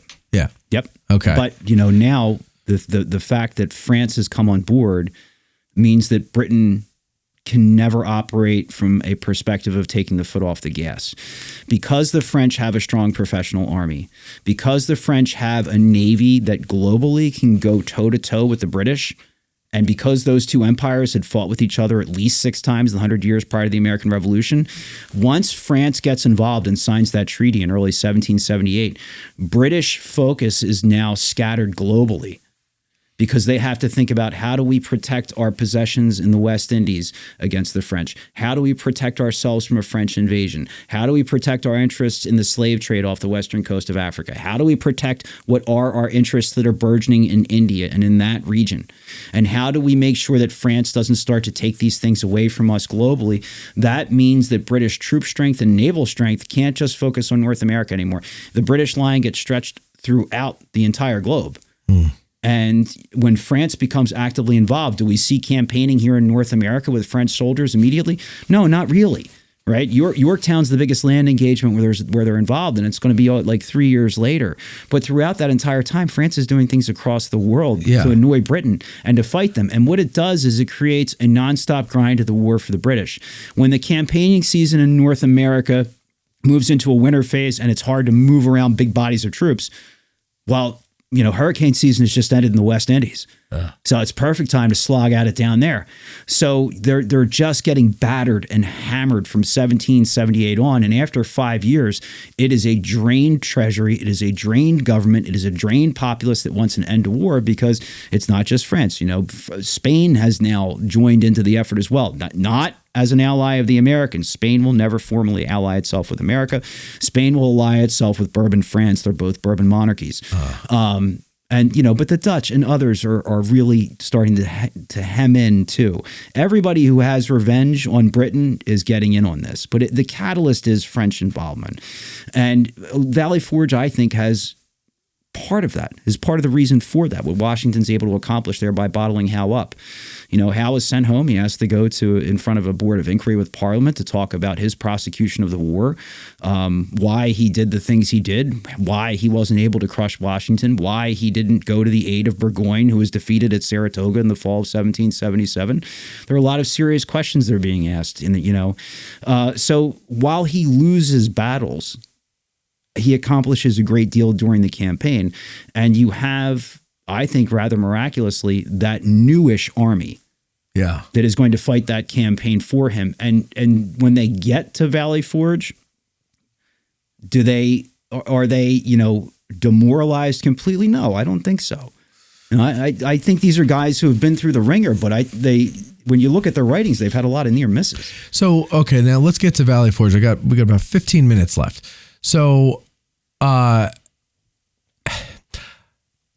we all think of it as the worst winter in the world ever. Yep. Since the Ice Age, perhaps even worse than anything during the Ice Age. And how many men are in Washington's army at this point? About 12,000. 12,000. Okay, so he's got 12,000 men.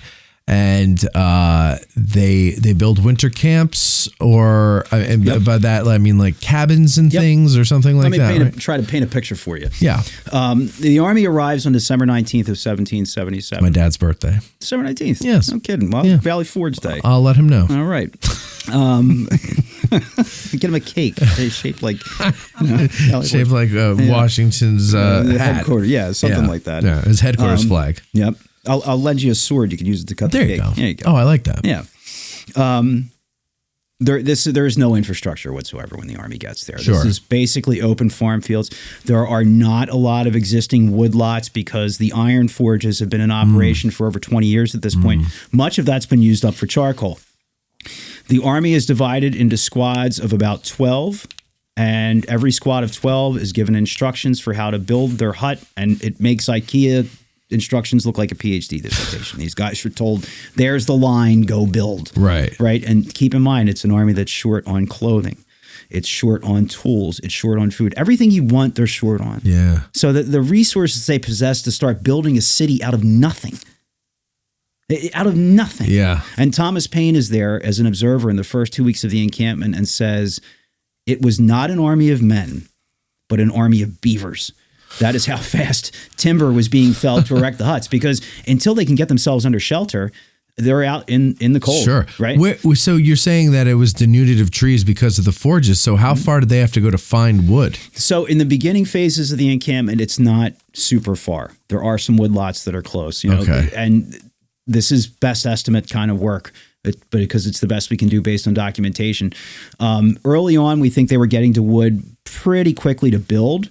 By the end of the encampment, and they're there for 6 months. They're there until June of 78. They're going 7 to 9 miles in some instances one way for firewood. One way. One way. God. For firewood. That's a day. So there will be the huts as they're constructed, first on that outer line of defense because it's the weak point. With the records we have available, the first hut is completed in 2 days. Within about 2 months, the entire army is under shelter. In 1,800 to 2,000 huts, it's on 2 lines. The outer line of defense is what's concentrated upon first, then an inner line, so they're creating defense in depth. They've got an inner line of defense on Mount Joy. every one of those huts is supposed to have 2 fires, one inside for heating, one outside for cooking, in an attempt to try to keep the place a little cleaner, right? So our estimates today are that every hut will consume, between construction, repair, and heating and cooking, somewhere between 60 to 80 mature trees. Wow. Every single hut. So the ecological impact is insane, just with deforesting the region surrounding that, right? And, you know, I tell visitors, you know, Valley Forge, well, the Army's there for 6 months. So you could, you know, experience spring, you could experience a summer day. But if you want to think about what a typical winter day at Valley Forge is going to look like, you kind of have to stand there along the line of reconstructed huts at the Muhlenberg Brigade and screw up your eyes really tight and imagine a scenario where it is not the Green Bucolic National Park commemorative space. Right? There are thousands of guys moving around you doing labor. They are building huts. They are repairing huts. They are over 100 yards away, digging entrenchments, building smoke everywhere. Right. Animals. It's gray. It's depressing. It's brown. Bleak. If it's not snowing, it's raining. And they get a lot more rain than snow during the course of the winter. And if it's not a driving rain, it's that annoying rain where there's no good setting on your windshield wipers to deal with it sort of thing. Yeah. So, and you know, these are guys who are 18 to 23 years of age for the most part. They are poorly clothed. They look like gaunt scarecrows who are malnourished because they are, and they are shivering to the bone. And, you know, it's that cold that penetrates your marrow. And you can make that go away. But I tell people to imagine you can't. Right. Because of the exposure, and then the pain of hunger gnawing at your belly, because while they should be getting good supplies and rations, for the most part, they're getting 3/4 of a pound to a pound of flour per man per day, and that's it. For the flour? Flour. That's all they're living on. Raw flour, sometimes rice, sometimes vinegar, rarely beef. They should be getting a full ration that's very similar to what a Civil War soldier would get, right, on a daily basis. Right. But because of the commissary department and quartermaster department being blown up in political incompetence and greed, not putting leadership in there, flour is the only reliable supply that's getting in for the first couple months of the encampment. There are very little proteins that are coming in. They're using that. They're mixing. Are they allowed to hunt? No, but there's nothing to hunt. I mean, the approach of 12,000 human beings in that area. Yeah, sure. The animals have scattered. Right, and all the woods are gone. Right, and the woods are gone. There's nothing so for them to hide in. So, you know, until March, when Nathaniel Greene takes over the quartermaster department, the supply situation remains extremely bleak. You have to think about the stench of human body odor from 12,000 people who aren't bathing regularly, and the stench of human waste, because they're not disciplined enough to use the latrines or know to use the latrines all the time. And they just go pee behind the cabin. Pee behind the cabin. And that's, if 2 guys do that for 2 days, it doesn't cause a problem. Thousands of guys doing that every day is a sanitation nightmare. It's disgusting. And it's just rivulets of urine freezing and thawing around your feet in the streets. Muddy urine. Muddy, and then you've got urine-y mud. Smoke from the campfires, and it just sucks everything on you like a pall. Yeah. You know, and that's daily physical existence for the first part of the winter. You know, and I always tell people, now you think about that physical existence, and that's your everyday, and then compound that with a mental. Think about the psychological effects of. We stand there at Valley Forge, and I say they're leaving on June 19th. Well, they don't know when the hell they're leaving. You know, I can tell people the supply situation gets better in March. When Nathaniel Greene takes over, the common soldier doesn't know that's going to happen. They have no idea what the light at the end of the tunnel is. Correct, right. And then it's not just fortifying your encampment. Even when they get strong trenches, they have the huts that are there. In order to secure the place well, they have to do picket and sentry post duty 24 hours a day, which means a mile and a half outside the encampment. There are long lines of men spread 5 to 10 yards apart, and they're on constant lookout duty. Early trip warning device, just in case the British are going to. The British never attack during the winter, but they don't know that. Right. Yeah. So daytime, that's fine. You know, you can see your comrades. You have a clear line of sight. Nighttime's a different story. Yeah. And these are guys who have seen heavy combat on several occasions of the Philadelphia campaign, have watched family members, friends killed, maimed, experienced the horrors of combat firsthand, and then you're going out there at night when you can't see anything, and your mind's going to play tricks on you really fast. Yeah. Compound the psychological, and then think about the fact that there are 400 women and children there. And those 400 women and children, for the most part, we don't know their names. They're authorized to follow the American Army. They're camp followers. And they are attached to a male in military service. They will have a function. They are subsisting on the Army, so they serve as laundress, seamstress, nurse, cook, general laborer in many instances. And just because they're there with a family member, they're not getting a private accommodation. You're part of a squad of 12. You're built in, and those people are probably from your local community. So your family life now plays out in the context of this communal 12 living space for a 12 by 16 hut. So you're telling me there's 12 men in the squad, and then if one of them has his wife and kids along, the wife and kids are right in there with him. Yeah. But they'd have to, share his bunk? I mean, it's not, I've seen these cabins. They're not the bunks are luxurious. Typically constructed to hold 2 bodies. Oh, they are? Okay. Yeah, however, because you're supposed to sleep head to foot. Yeah. Ideally, by the regulations, the cabin was 12 by 16 by 6.5 in the gable, and to have 6 bunks worked for 12 men. So, you sleep head to foot. It's for economy of space. It's for warmth. That doesn't change until the Spanish-American conflict in 1898. That's when guys get their own bunks in the U.S. military because it's too goddamn hot. And, Cuba or over in the Philippines to be sleeping next to somebody like that. Yeah. But how they parcel that out, they're going to have to. They're living out their family life in front of everybody, and I think an added hardship that nobody thinks about, for the women and children, they don't have theories on nutrition like we do today. Right. So women and children were looked at in the 18th century and go, well, the woman's smaller than the man, generally speaking. The child is smaller yet. They just don't need as much food as the guys. So they cut the rations. Yeah. And an already low, when we're already getting crap rations, they're getting cut for women and children. Now you've got a male attached to these people. You've got a woman and a child who are suffering from malnourishment and borderline starvation worse. This guy knows he's responsible for them being there, and he can't do a damn thing to alleviate their suffering. Right. That's what I encourage people. When you think about Valley Forge, nothing happened here. Think about that level of sacrifice on a day-to-day. Yeah. Right? I mean, the story is much more complicated and complex in many different ways. It always is. You can never I was going to say, one thing you're very good at when you come on the show is taking a one-parter and turning it into a two-parter. Because now we'll have to have you back to talk about what life was like at Valley Forge in as much detail as we did the lead up to Valley Forge. Because I find this very fascinating. And if I'm looking at the comments correctly, the audience seems to like it too. One person says, more Rev War. Another person says, great show. I had a 4 times great grandfather in the 2nd Virginia at Valley Forge. We once visited their campsite. I just finished up Washington's Crossing book by DHF and am on Rev War Crossroads of the Revolution. I work near Princeton Battlefield, so this all hits home. Great stuff. Excellent.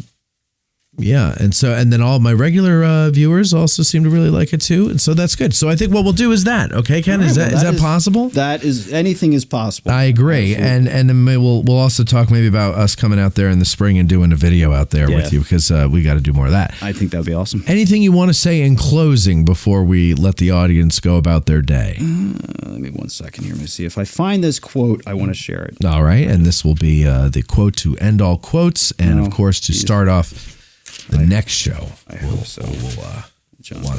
In the meantime, ladies and gentlemen, thank you for watching. I know the picture froze, but when this all comes out in the end, that won't be an issue because we recorded. Even though I forgot to hit record, none of my guys are here today, so I'm trying to remember all this stuff alone. Well, we're gonna have to. Okay, we say what? I'm going to have to save it because I can't find it. I thought I had a bookmark. Anyway, would it be better for the next time because it's Washington talking about his thoughts on what was accomplished there. So, no, I will just say thank you for having me on. I look forward to being back, and it'll be great fun. I agree, and it's always fun to have you on here. So Grant says this was great, learned a lot. So fantastic. Awesome. Very good. I'm glad you guys like this. It is apropos as we sit here in the freezing cold today to be talking about Valley Forge, and we will talk. Part 2 will be Valley Forge itself. Valley Forge, the time. These are not good titles that I'm giving you right now. The mouth is not working with the brain today, but we'll figure out a better title. But it will be about their time at Valley Forge itself. So hope you enjoyed this, and we will see you on the next one. Thank you for listening. At Digital History Pioneers Foundation, we are about grassroots history on digital platforms. That means we are about podcasters, documentarians, YouTubers, and even TikTokers. All of these creators are out there trying to share their love of history with the public. They don't need ideas, they need funding, both from viewers and corporate donors. DH Pioneer's initial funding focus is on the Civil War era, with a special emphasis on the Addressing Gettysburg podcast. So be a vital part of the unique content Addressing Gettysburg has in store by donating at dhpioneers.com and help bring your love of history to the people. Digital History Pioneers is an IRS Section 501c3 approved charitable corporation that makes any donation tax deductible to the fullest extent of the law. As we prepare for another winter storm coming here in February of 2025, in just a couple of days, we're going to talk about some people who were far tougher than we are, because they endured a winter almost naked, perhaps naked, which must have been a sight. But we're here with Ken Gavin to talk about Valley Forge for the second time. This is part 2, not the second time. This is the extension of part 1. Therefore, we call it part 2. And welcome back, Ken. Thank you, Matt. Always good to be here. It was a pleasure. It's always good to have you. Thank you. Ken, so let's just recap real quick. Where did we leave off with? We were just getting to the winter. We were just sort of getting to the meat of the Army's arrival at Valley Forge on December 19th of 1777. In episode 1, we sort of laid a lot of groundwork for what's the context, why is the Army even there, why is Washington selecting this site as opposed to staying at White Marsh or going somewhere else like Wilmington or Lancaster or something or like that. Florida. Or, yeah. I would take them to Florida. Not a bad thought, but a little far away from the seat of war. Then we were sort of there at the encampment and the arrival of the Army, and we titled this thing today "Naked and Starving as They Are," and that actually comes from a quote. That is Washington writing to Governor George Clinton of New York during the course of the encampment in February of 1778. The Parliament Funkadelic at Valley Forge. That's what that kept up morale, Matt. Funk music? Yeah, funk music, man. Yeah, all right. Funk music and a few other things too. Why are we going to beat the British? Because we got the funk. Oh, it's better than Al Stewart, that's for sure. It was the year of the cat. Might not have inspired anybody. No, that would have put him to sleep. It took us 25 minutes to get to Annie Potts last time, and we are already. We're having a great time. I forgot about Annie Potts. Yeah.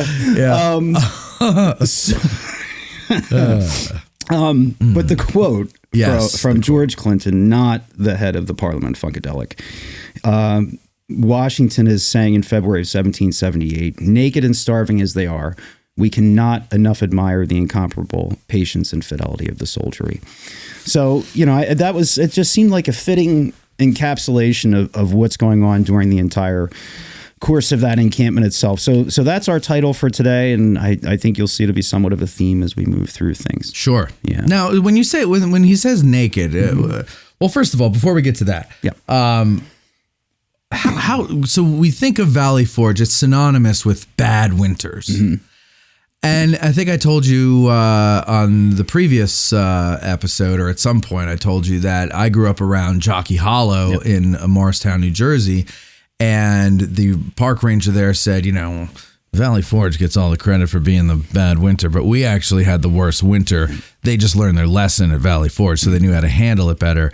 What is the truth to that? Sure. And was the Valley Forge winter a terrible winter, or is it relative because they weren't prepared? Right.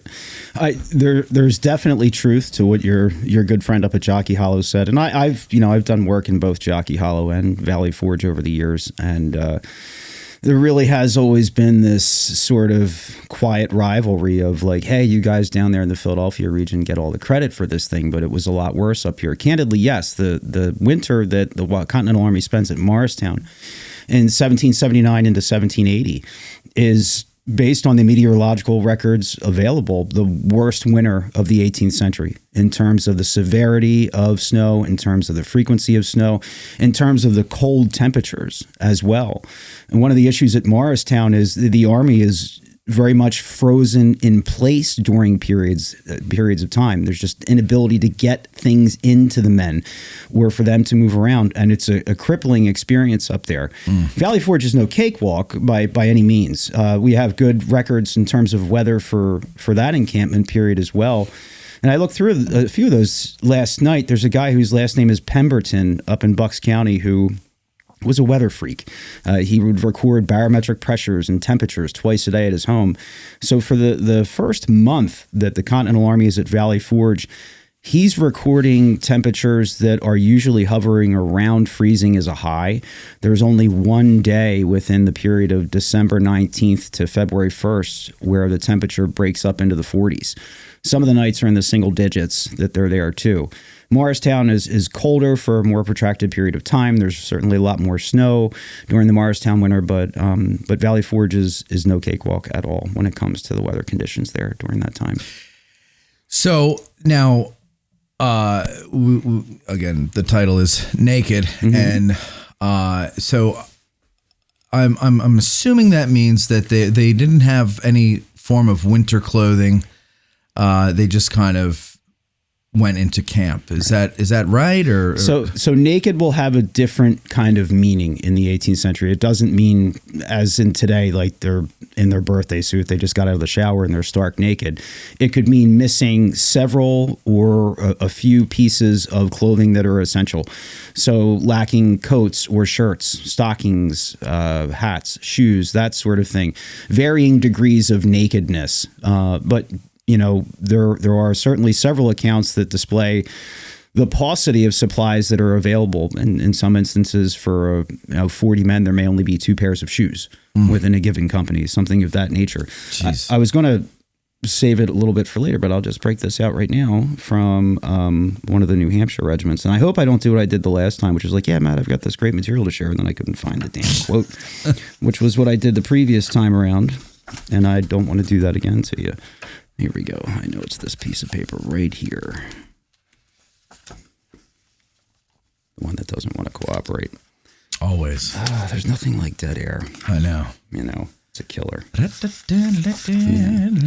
Entertain the audience while Ken fumbles. Let's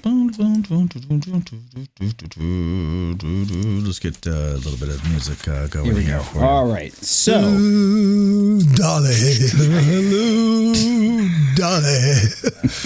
Okay, go ahead.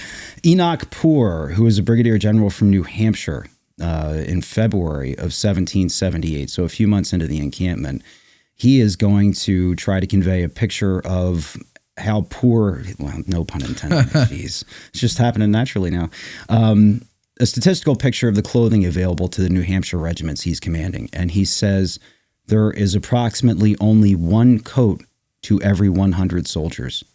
6 waistcoats to every 100 soldiers, 4 pairs of breeches to every 100 soldiers, shirts 2 for every 9 soldiers, shoes 1 out of 3 soldiers have shoes, only 1 out of 5 have stockings, and only 2 blankets per 100 men.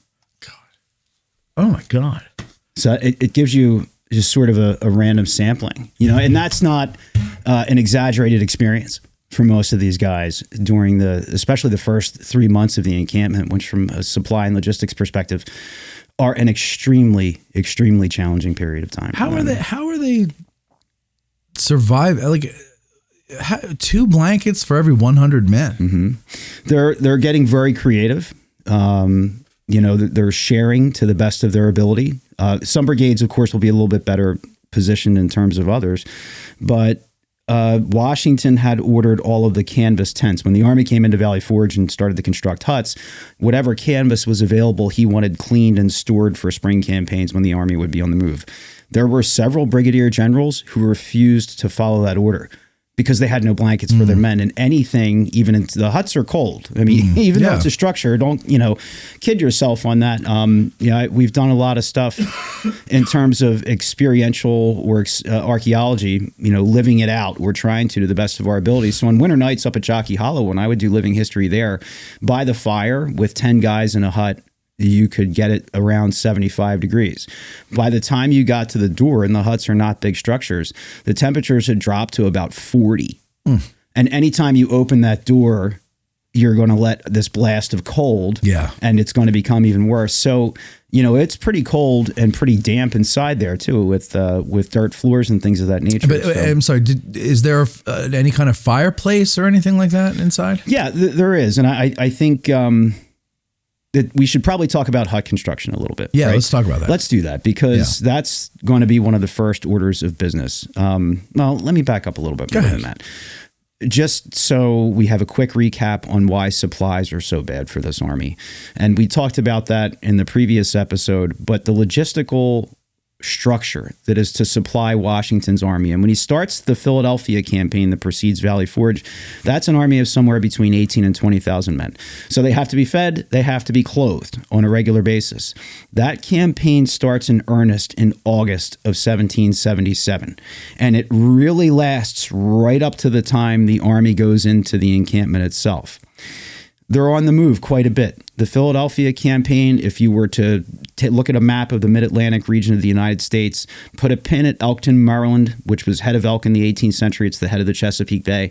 And to put another pin at Trenton, New Jersey, and draw an arc connecting those two pins shaded in, you've got now thousands of square miles where Washington's army of 18 to 20,000, Howe's army of about 20,000 are going to fight out the Philadelphia campaign over the course of about 4 months or so. As a result of 40,000 human beings, thousands of draft animals traversing that landscape, which is middle class and subsistence farmers for the most part, a couple of things are going to happen. The landscape is going to be ravaged because you have men going to the bathroom, animals going to the bathroom, dumping tens of thousands of gallons of urine a day into farm fields. Wherever they need to go, they're going. Yeah. They're not having facilities that are flying them around. Also, foodstuffs and forage, are going to start to disappear pretty quickly from that farming landscape.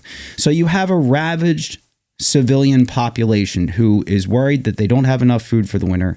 They are worried that their farms will not be arable. You're not going to be able to plant foodstuffs come springtime and planting season. And as Washington's moving around through the course of this campaign, in the very beginning of it, Joseph Trumbull, who is the commissary general is responsible for organizing supplies of food that can be given to the army. He quits his position. Near the end of that campaign in October of 1777, Thomas Mifflin, who is the quartermaster general, the guy responsible for the transportation infrastructure that gets supplies to the army, he quits. So by the time you're getting close to Valley Forge, that supply infrastructure has been shattered. It's like a rudderless ship that is drifting. Nobody is taking care of it the way it should. And in the absence of a competent overseeing authority, you have lots of people who are basically scumbags, because there's scumbags in history just like there are today. Of course. They're going to profiteer. They're going to take supplies destined for the army, sell them to the civilians on a black market in a war-ravaged landscape at highly inflated prices. So there's a reason that the army's not getting the clothing. It's not getting tools. It's not getting food. Even though that stuff might exist in places, the infrastructure totally shot. So the army is in this position where they are getting to be naked and starving even a month before they get to Valley Forge. Okay. And that's not something that's going to be easily fixable. I'm hearing this stuff and I'm thinking, if it were me, there's no cause that I believe in enough to go through all this bullshit. I'd be deserting. Were there a lot of deserters?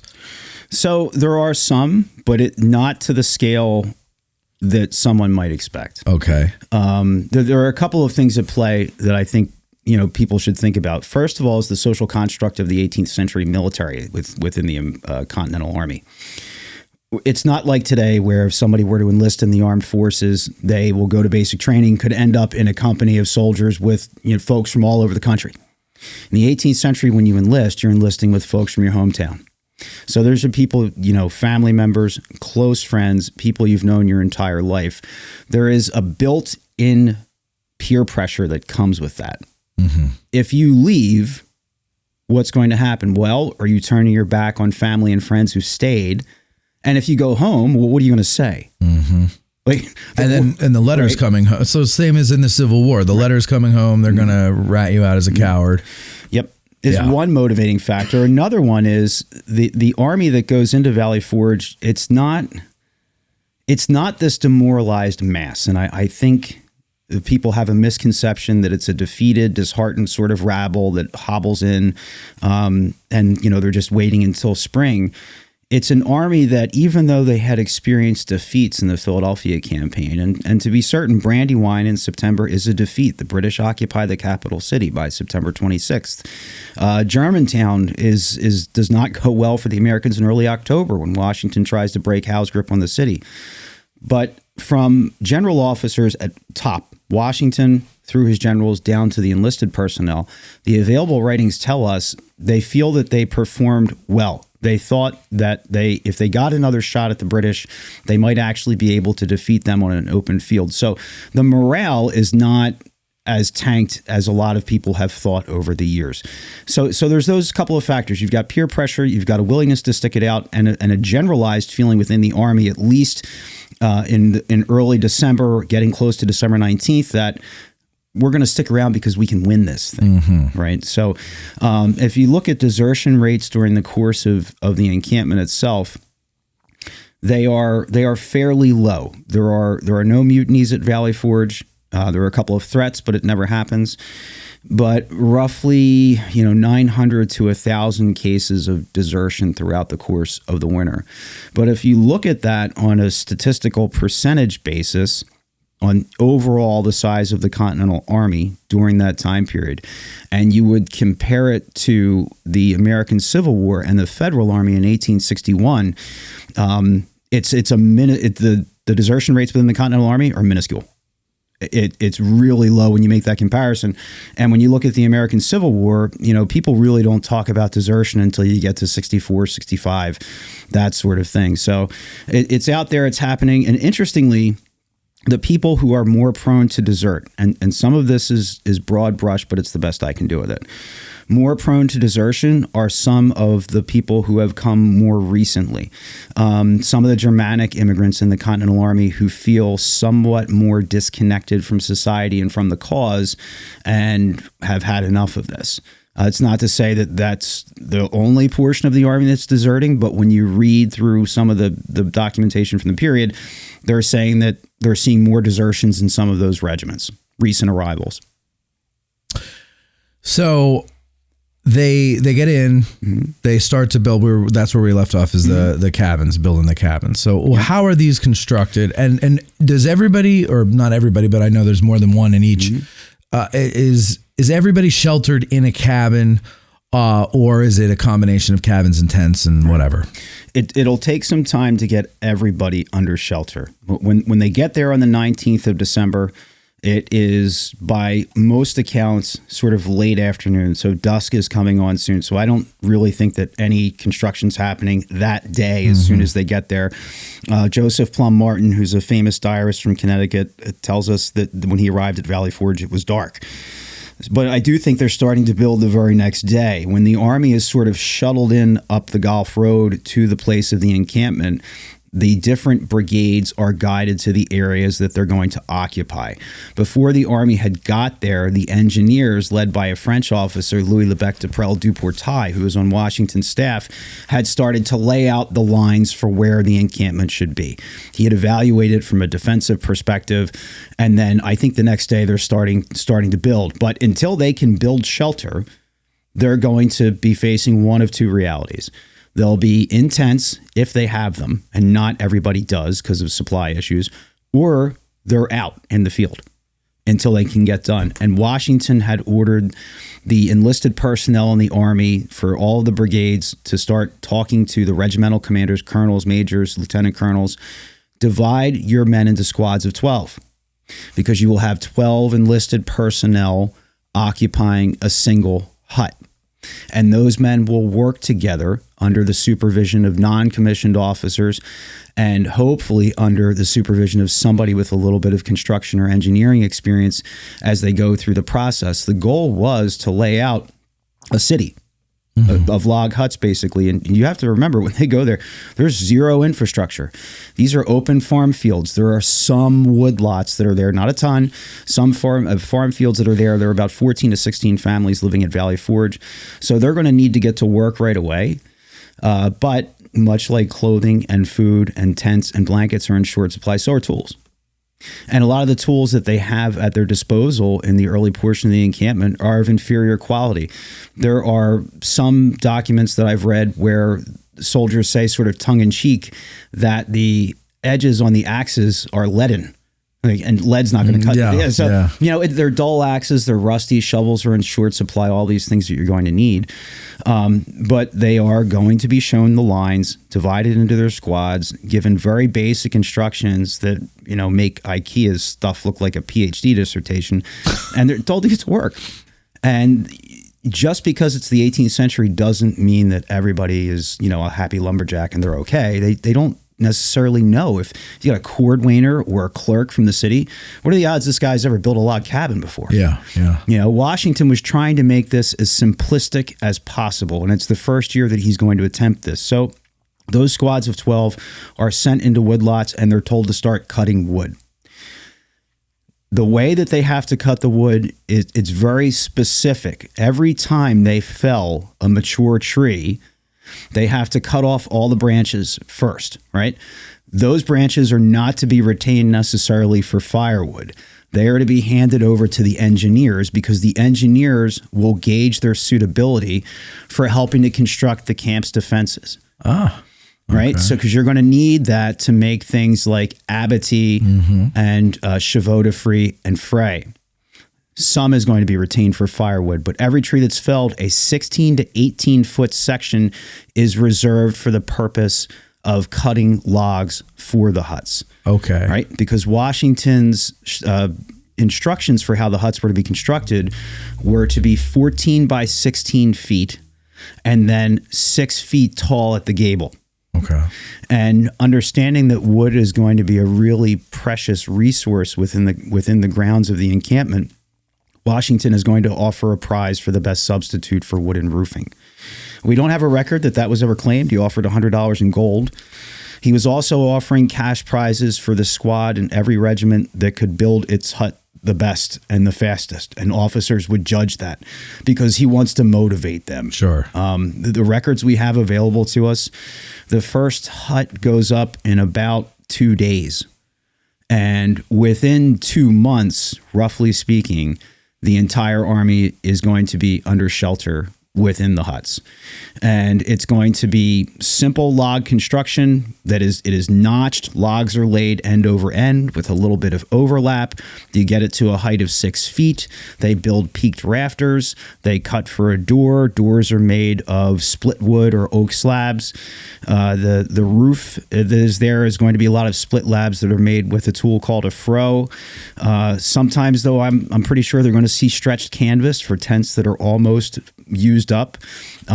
You would have seen some thatch, I think, as well. You would have seen pine boughs that were stretched over rafters and tied down. You even would have seen sod.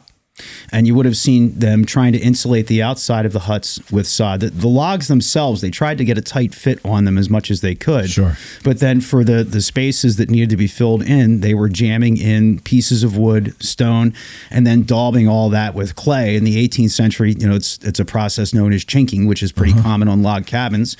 And you have a fireplace inside that's supposed to be 18 inches wide. Sometimes that's going to be constructed of stone. Sometimes it's a daub method with sticks and clay that's in there too. So there's a really broad variety of styling when it comes to this. If you go to Valley Forge today, the huts that are there are built for stability. They're built for people to see, because if you built the way the soldiers did, you'd be replacing the huts every year, 24 right? Yeah. So, but at the time, while they all would have been laid out on company streets with the huts facing each other, and actually a row of 3 huts, you would have a row of huts, a street, another row of huts, and the doors facing each other. And then behind that second row, you had another row of huts with doors facing outward the other way. So the outer line of defense is the first one where they start building, and that's where you're going to see it start to spread. And that line goes for about 2 3/4 miles. So along that whole line, you have this triple row of huts just as far as the eye can see. And then there's going to be an inner line of defense a mile further back on Mount Joy, because Washington is creating defense in depth, which is an old military maxim for a defensive position. In case you are attacked and overrun, you want to be able to have that strong fallback point. So that's the basic methodology of construction for them. But there are competing construction projects that are happening at the same time in the early portion of the encampment. Washington, his line is that the comfort of the men, to the degree possible, is always going to be the priority here. That is going to put him at odds with his chief of engineers, Louis Lebec-Duportail Duportail, who is, by all accounts, a brilliant engineer, well-trained French officer, but also a little bit prickly. And sort of, listen to me. I know what I'm talking about. I'm from France. Is his basic attitude, right. So, he's a conehead. Yeah. When Washington says yes, Duportail is happy. When Washington says no, Duportail gets pissy. Sure. Right. Yeah. So Duportail is constantly asking for men because they have to work on the defensive posturing of the camp. They have to dig trenches. They have to start to put out obstacles. There is a noted deficiency that if the army needs to escape to the northward, there's no way to do that because the Schuylkill River is going to be an obstacle. So very early on, Duportail wants to build a bridge over the north side of the Schuylkill River, which he'll end up doing. But Washington, with limited personnel, these are guys who are, malnourished. These are guys who are scantily clad.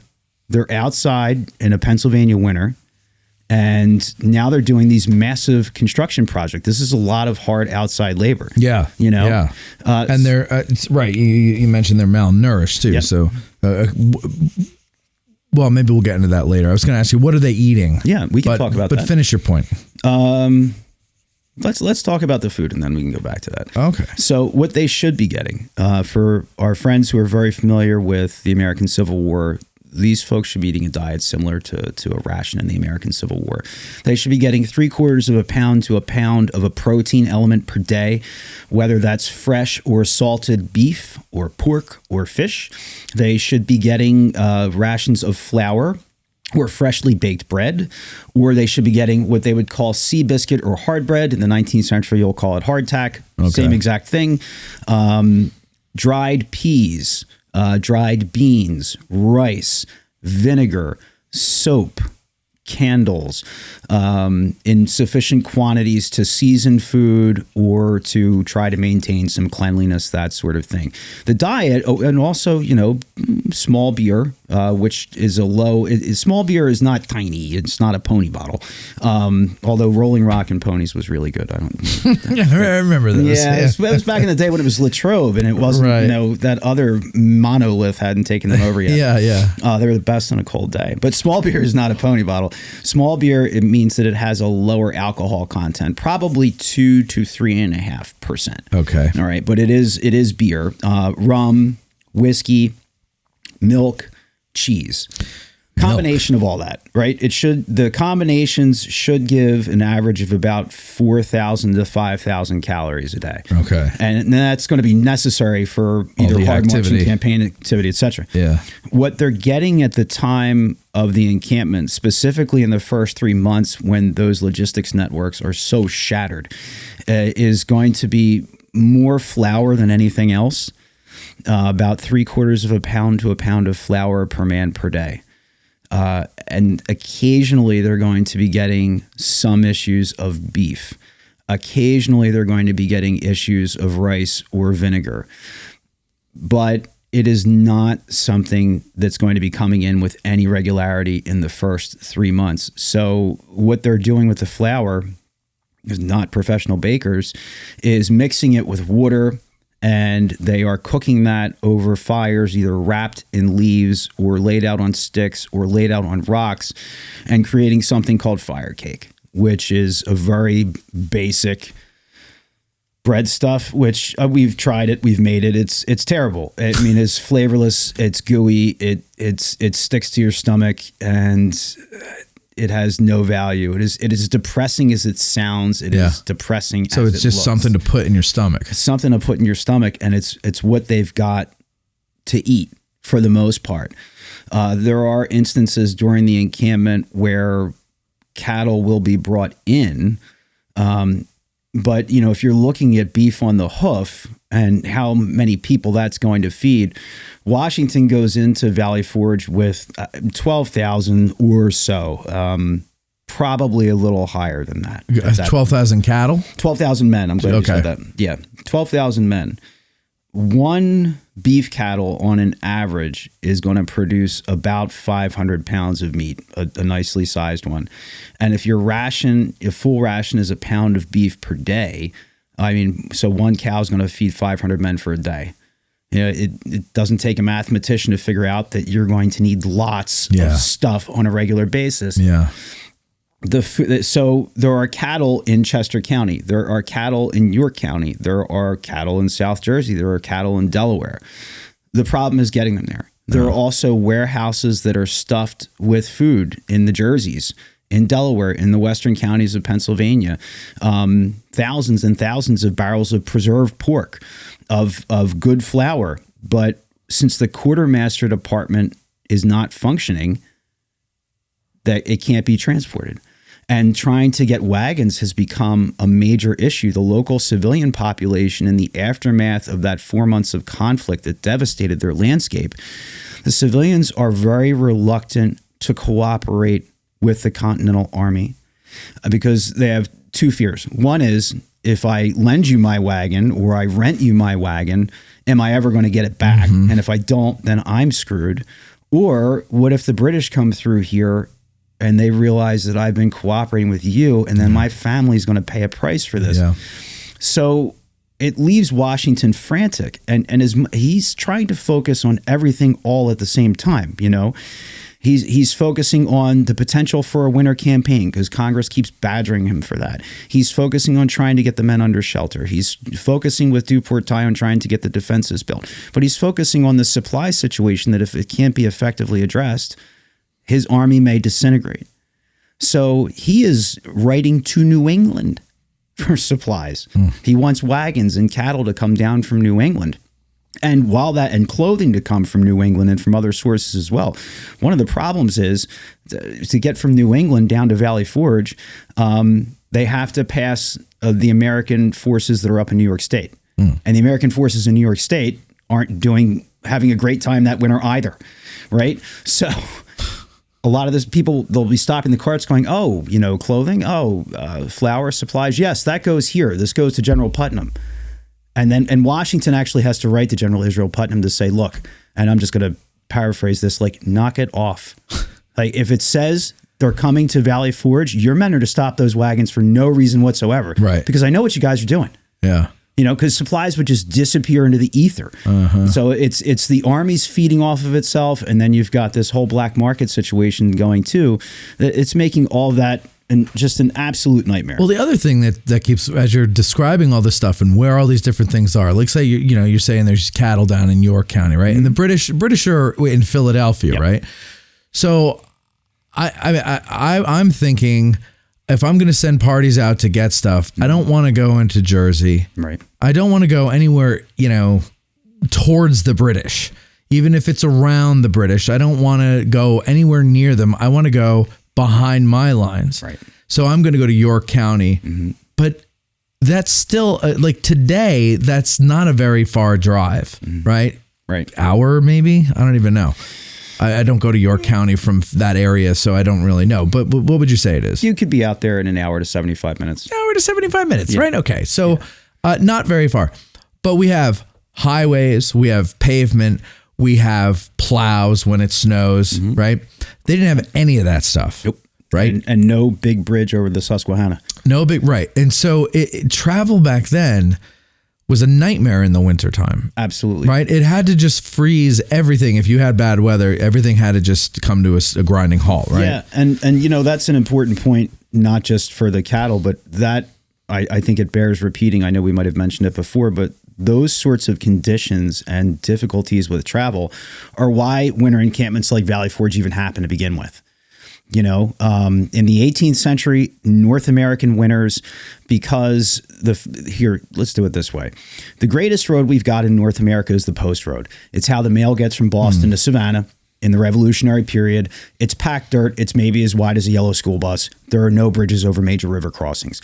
Are there other roads and highways? Yes, absolutely. Are there some small bridges? Are there plenty of ferry crossings? For sure. But when you've got that as your high bar best, Yeah. and you think about how modern roads become difficult in bad weather seasons, you can very quickly understand how chewed up, unreliable, rutted, nasty, and difficult travel is going to be. So if you have an army in Washington, or house case, let's just say roughly 20,000 men, and you're moving over these road networks and you encounter a sudden storm, and then your army is stuck, they could become a target very quickly for a smaller force to chew them up in detail. Or if you have a lot of supplies moving on a road network like that, that could become a military target of opportunity too. People also need to think about in the winter, it's not just the logistics of travel. It's in terms of roadways, it's the logistics of travel in terms of fuel. Water and forage are what we're going to need for an ox or a horse to move the big wagons with the guns or the supplies. When you get into the winter, the forage is a lot less readily available. You know, it's like if we're running low on gasoline, prices go up, right? Same sort of thing. So moving the animals becomes more difficult in the wintertime too. Those factors will make it a necessity in the mid-Atlantic region in North America for the armies to go into the bigger winter encampments, because they need a place that they can easily defend themselves and readily supply themselves, hopefully from a static location. It is not that the 18th century is an age of gentlemanly war. They don't take breaks. The commanders don't exchange letters to say we'll have tea and have at it again in April or May when things are nicer. That's a myth. War always continues. It just happens differently and on a more limited scale, and sometimes a more brutal scale in the winters in the 18th century as well. So that's sort of an important thing, and I have no idea where we were before that. We were talking about the construction of the things, the cabins, and then you mentioned how we wanted to construct a bridge, right? But that's extra work, and I asked what they were eating, and then so I guess go back to the bridge, right? So the bridge over the north side of the Schuylkill River is going to be a really important thing. Valley Forge, the encampment itself is basically in the shape of a triangle, roughly in the shape of a triangle. The outer line of defense, where tours usually start up at the Muhlenberg Brigade, that runs from point to point about 2 3/4 miles. That is on a slope. It's rising ground, and rising ground comes up to meet the defensive line. You get to the second leg of the triangle, which is 1.5 miles. That leg runs along the Valley Creek, and there are 2 high hills, Mount Joy and Mount Misery, on either side of it, with the names predate the encampment. All right. The third leg of the triangle, it's the Schuylkill River and very high bluffs. So when Washington is looking at where he's situated himself at Valley Forge, if there is a need for the army to evacuate the encampment quickly and to do so in the safest possible manner, he has to go either to the west or to the north, because the British will be coming from the east if they decided to attack the encampment. The west is fairly open, but the north is the problem, and the Schuylkill River is there. Great barrier for the British to not attack, but if you gotta haul ass and get out, you want to have 2 methods of egress. Duportail is pushing early on. Our defenses aren't built yet. This is a priority. So this bridge is going to get built early on in the encampment. It's going to be called Sullivan's Bridge. Major General John Sullivan superintends the construction. But because there is a lack of available personnel to build it, they're really scrambling for materials. They're scrambling for men to get the bridge itself constructed over some pretty swift waters. It does get done in about a month. So they have the bridge there and an outpost, and then there's a little island that doesn't exist anymore in the Schuylkill River at that point in time, where they place 1 piece of artillery as part of the guard over the bridge. But then that becomes a method once it's completed. It's not just there as sort of a safety valve, like, oh, we'll use this, break glass in case of emergency. It allows communication with the north side of the Schuylkill River, and it allows a method of ingress into the encampment for militia, for dragoon or cavalry forces. Okay. Because when you think about Valley Forge and what Washington's trying to accomplish, there's a quick callback to previously. One of the reasons he's there is he wants to block British access to the western counties of Chester, Lancaster, and York, because those counties form the breadbasket of the American Revolution. The wheat production coming out of that area is enough to make bread for 250,000 people a year. There's a lot of dairy cattle. There's a lot of beef cattle. There's a lot of other stuff out there of economic value. It's where a lot of American supply depots, manufacturing depots are going to be located. And after Congress fled Philadelphia in September of 1777, they eventually ended up in York. So political and economic targets are to the west. One of the things Washington wants to accomplish with the selection of the encampment is block British access to the western counties. Valley Forge is a good spot for that because, he's about 20 miles away from the British, and the way he's positioned himself, he's sitting smack dab in the middle of the land routes to get there. Okay. But in order to really seal the British off, he needs to create a defensive cordon. And the position of the Continental Army during the bulk of this winter is going to resemble that of a crescent moon. Valley Forge you could think of as the fat center of the crescent moon. Okay. But then you have forces that stretch down to Wilmington, Delaware, because Smallwood is there with Maryland troops and Delaware troops occupying the city of Wilmington during the course of the winter. So that's how Washington seals off that southern corridor. And then moving up north towards Trenton, he uses Pennsylvania militia and his dragoon forces that form that other part of the moon. So you get those parts that are thin, then they get thicker and thicker, and then you've got the main corpus of the army in that fat center of the crescent moon at Valley Forge. But effectively then that blocks off all that stuff to the west. So I'm looking at a map of it from, it's a map of the encampment from the Library of Congress. And what's interesting to me is Washington's headquarters seems to be on the outskirts of the camp. Is that the Duportail map? How the hell do I know? It is, let's see, Valley Forge, 1928. It's this one here. I don't know if I can. Oh, okay. Yeah. All right. So that's a good representation. It's not the Duportail, but yeah. So where that is situated is going to be dependent on a couple of different things. And let's talk about Washington getting undercover. One of the things that Washington writes very early on when the army's moving into the encampment is he's thinking about staying within a tent until everybody is under shelter because he wants to. He's a good leader. He's a good leader. He's going to share in the hardships of the men. You get 2 to 3 days in, and it becomes really evident that that's not tenable. Given the weather conditions, the marquee tent that he's going to live in is not going to be an appropriate place for him to try to administer the army.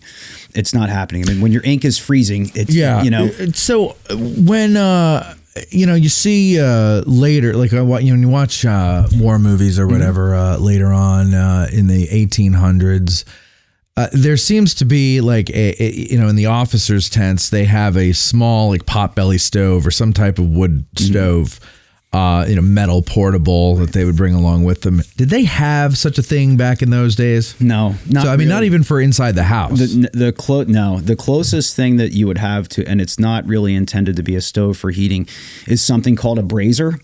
And it's a little iron box, and it's square, about 8 to 10 inches square, and it has a little cooking grate on top, and you can put pieces of little fat wood or charcoal in there and heat that up. But really, it's made for cooking. Yeah, it's not going to throw off heat. Right. So no, for Washington's marquee tent, he's not going to have a heat source that's like that in there. All it's doing is protecting him from the wind. Correct. It's not even like trapping any heat because there's no heat source. No. I mean, unless body heat from tons of people running around, but it's not tenable. Right. Okay. So by Christmas, and I really think by December 22nd or 23rd, Washington has moved into the not Annie Potts house.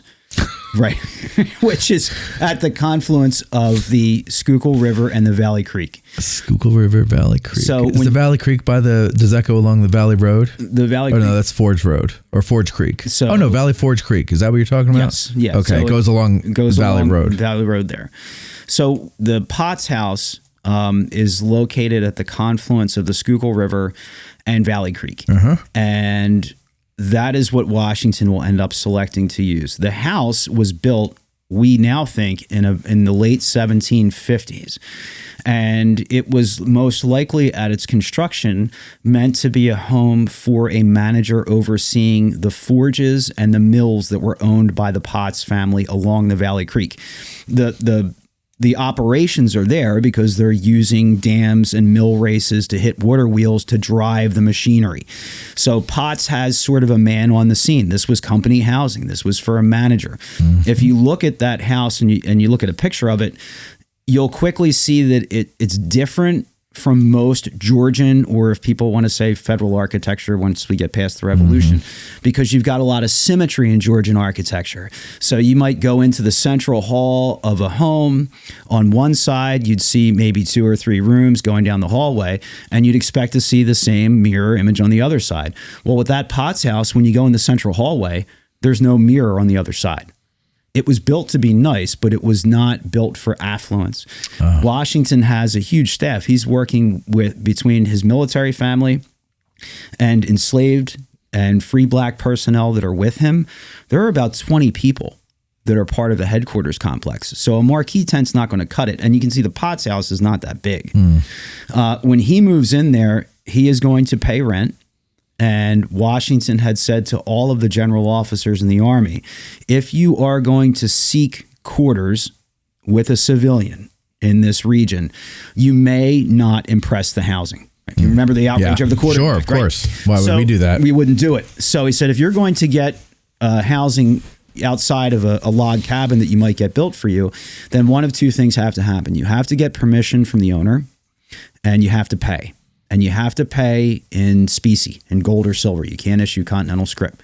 Several of the general officers will rent homes. Washington, actually the receipt is in the Library of Congress. He pays 100 pounds sterling in Pennsylvania currency to rent that home. And he will be there from, I think, a few days before Christmas. He writes a long letter to Henry Laurens, the president of Congress, on December 22nd. And I don't see that happening out in the marquee in the cold. I think that's happening from the Potts house itself. And I'll be there till the encampment ends in mid-June of 1778. And some rough equivalencies on how much 100 pounds sterling Pennsylvania currency is today. It's probably somewhere around $8,000 to $10,000 in rent that he'll pay for the 6 months that he's there. In terms of the people who are there when Washington moves in, it's like a 1-bedroom apartment in Gettysburg now, $8,000 to $10,000 a month. Yep, a month. It's nice. It's not chump change, but I mean, it's he's not spending exorbitantly. But what's interesting to me though, because I'm looking at these other headquarters, right? Whedon's headquarters is outside the lines. Yep. Knox is as well, it looks like, or just it's just online with the entrenchments. What was the other one I saw? Huntington's is like, I guess, just behind his encampment. What is interesting to me is I don't know what I mean. I guess because they're going where houses are, but I would try to. I mean, if I were the general, I'd want to be like surrounded by my army. You know what I mean? So a couple of things on that. Let me just say who's there first, and then I promise I'll address that point. Go ahead. There's a woman named Deborah Hughes who is the one who signs the receipt. She is an in-law of the Potts family. So there's no real record that any large numbers are living on the property at that point in time. And this area had also been ravaged by the British in the fall of 1777. During the Philadelphia campaign, the Brits had come through and destroyed the forges, destroyed the grist mills, and tried to abscond with as many American supplies as they could because it was an American supply depot. That house had been used by a guy named Major John Graves Simcoe of the 40th Regiment of Foot during September of 1777 when the British were raiding the valley itself. So it's highly likely that there were no real permanent tenants at that point, but Hughes is the one who's going to sign the receipt. Is this the Simcoe that they depict in, what is that show called? Shit. Turn? Yeah. You didn't like Turn? I hated it. But you know what? It got people interested in that. You know. I know. You gotta. See, it's hard. It did get people interested, but there was so much that I could pass some of the issues with material culture if they didn't play so much with chronologies and timelines. Like I get it that it's never, Hollywood is not going to be, perfect in terms of the way the visual representation is. But Sure. when they get wacky with timelines of historical events, then it creates all these problems we have to fix. I mean, What bothered me was towards the end when they're like fighting in battles. You got that far. I did. I got all the way. Because I didn't know anything about all that. Right. And so I'm like, well, let me watch this. And then if I really am, pulled in by it, then I'll go and buy a book. Right. Yeah. And I did. I just never read it. But by the end, though, like what I can't stand is when you take a 18th or 19th century or pre-20th century battle. And you depict it in a way where the main character is like running through the battle like Rambo, like in the Patriot, or then they got into that in this one too, where the main character's running around some, I forget what it was, like abandoned warehouse or factory or something, and there's a battle going on, but he's got this, one-on-one vendetta. I forget why he's running, but I was like, why do we need? Is the American audience that stupid and immature that they need that, or does Hollywood think that they're that stupid and immature and so they put that in there? I'd like to think it's the latter. I do too, but I don't know. But I don't know for sure. But yeah, it turns into, this traditional 18th century combat all of a sudden turns into a first person shooter. Yes. It's Assassin's Creed within the context. And that's what they're trying to do though, because there's a popularity there. Right. And so they're trying to appeal to those people. And I get what they're doing. The thing is, I just think it looks so stupid. It does. But what am I, who cares what I think? Well, I do. Thank you, Ken. Thank you. And the listeners care, man. No, they don't.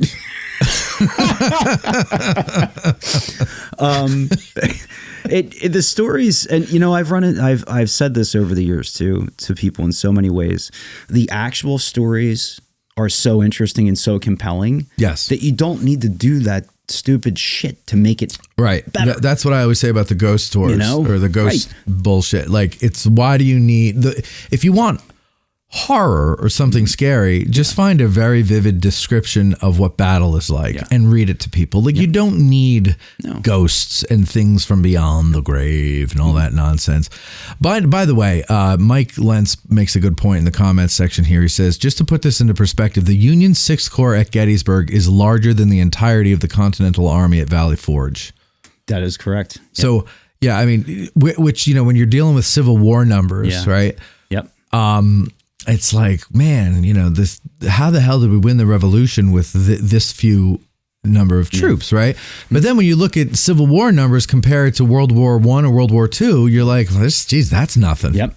Yeah. And let me see, the Army by the time it leaves, and man, the esteemed Mike Lentz is listening to my program. Oh, yes. It made my day. Yes. By the way. And I mean that, Mike. That's not a jibe. That isn't a jibe. He really does esteem you. I do. He passed the guide exam. He did. And I have to brag on my buddy Mike. I was in the other room the other day because he was over. He had his panel interview. And so I said, well, why don't you come to the studio? You can do it here. It's nice and quiet. And then we had something else to record. And then we'll record afterwards. So he did. But I was in the other room and I was eavesdropping. And he did if I were on that panel, I would be very much excited to move Mike on to the next tier. You know why? They allotted a half an hour. I don't even think it took 10 minutes. They asked the question and he goes, oh, and then he would answer the question and he was great at it. And it was boom, boom, boom. He answered their question to the point, succinctly, clearly, with what do you call it? He emoted in the proper spots and everything. He was just pleasant to listen to. And I hope that, I don't hope, I know that will, of course. We're all going to look forward to seeing Mike in that uniform. Yes, I can't wait to have Mike on Ask a Guides as a guest. And then we're going to do a whole year of Mike being the only guest on Ask a Guide. The year of Lentz. Yes. Yeah, okay. That's right. Right. Or maybe we'll just do the Lentz season. And we won't eat meat on Fridays. You beat me to it. I was going to say, that's almost liturgical. Yeah, it's a lot of fish. All right, but back to Valley Forge. Yeah, where the hell were we? Oh, so this headquarters building. By the way, Mike says, I feel steamed. Thanks. I'm loving this episode. Oh, so there you go. He does love the Revolution. That's another period of. All right. Well, we're going to have to get him out to Valley Forge too. Yep. I already told him. All right, good. So the house, and you had said, I think what you were alluding to is, the location of it. Is it really ideal? And it is for a couple of reasons. One, for existing infrastructure of road networks within the encampment. And there are some 18th century roadways that are running through there.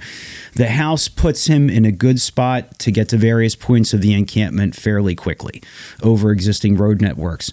Two, with the Schuylkill River there, if there is a need to evacuate the headquarters complex and get him out of there quickly, the Schuylkill River offers a good means to do that. Okay. And in terms of securing the headquarters complex itself, Washington has a body of troops that are called the lifeguard. Yes, they're right there on the map. Yep. So their huts, you'll probably see designated sort of towards the rear. Yep.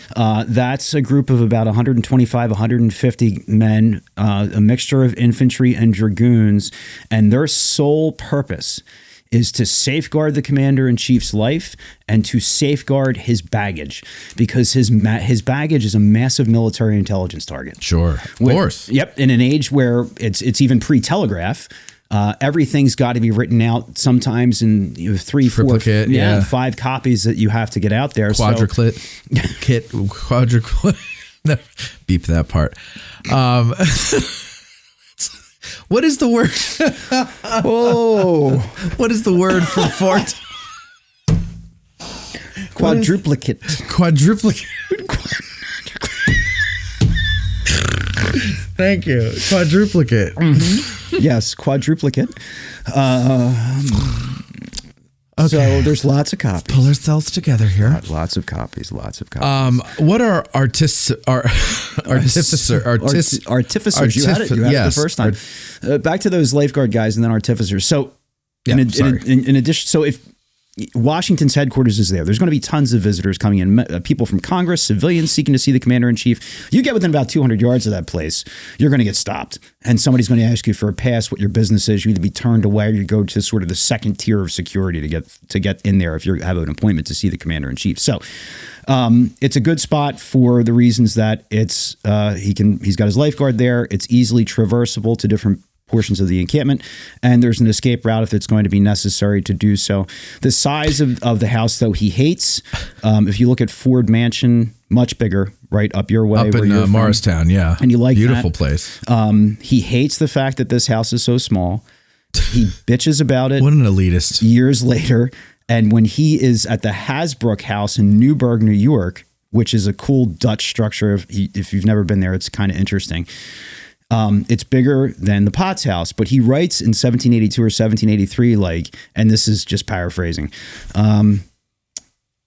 It's not great, but it's not Valley Forge. It's not that house at Valley Forge. This'll do, sort of thing. Yeah.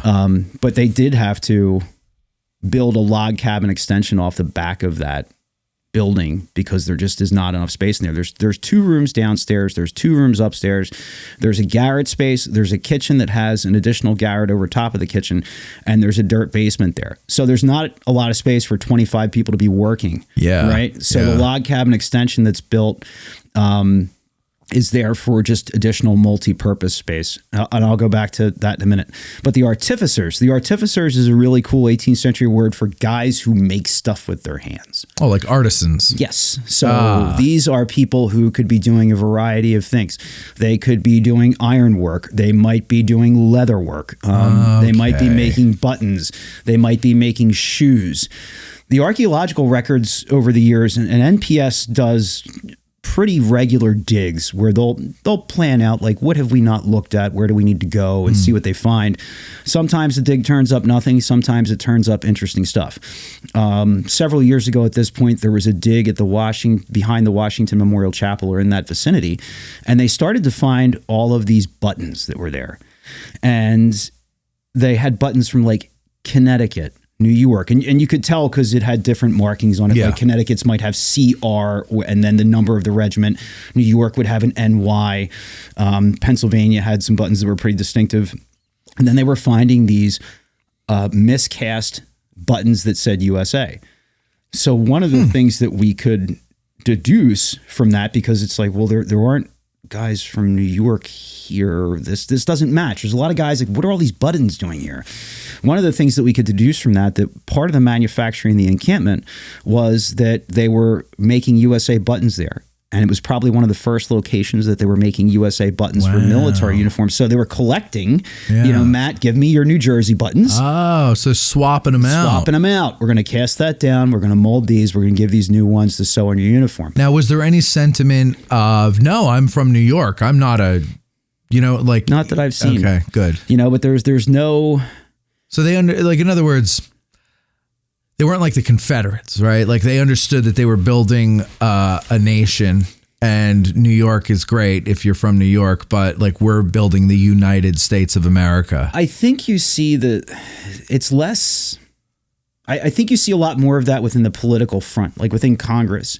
Congress tends to fracture along state and regional lines a lot. Yeah, Congress is full of it. They sucked, but they always suck. In the Army itself, you don't see that as much. There are times when you will see regional jealousies, and there's actually a famous example at Valley Forge where troops from Virginia, and the name of the other state escapes me, but it might be Pennsylvania. I think it's Virginia and Pennsylvania, which there's always kind of a rivalry there over going back into the earlier 18th century. Who owns the area around what becomes Pittsburgh? Is that Virginia's? Is it Pennsylvania's? Right. So there's this sort of built-in rivalry and a commercial rivalry in the 1750s with, Washington wants to cut the road to get to Fort Duquesne up through Maryland so that Virginia's economic interests succeed. John Forbes is telling him in 1758, no, shut up, we're going to cut it from Philadelphia, which would benefit Pennsylvania. At Valley Forge on St. Patrick's Day, there are a bunch of guys who get totally lit. No. Yeah, I know. Shocking. St. Patrick's Day. The Irish. Yeah. Yeah. That's coming from a guy named Gavin. So, but... I wonder what it was like on Cinco de Mayo.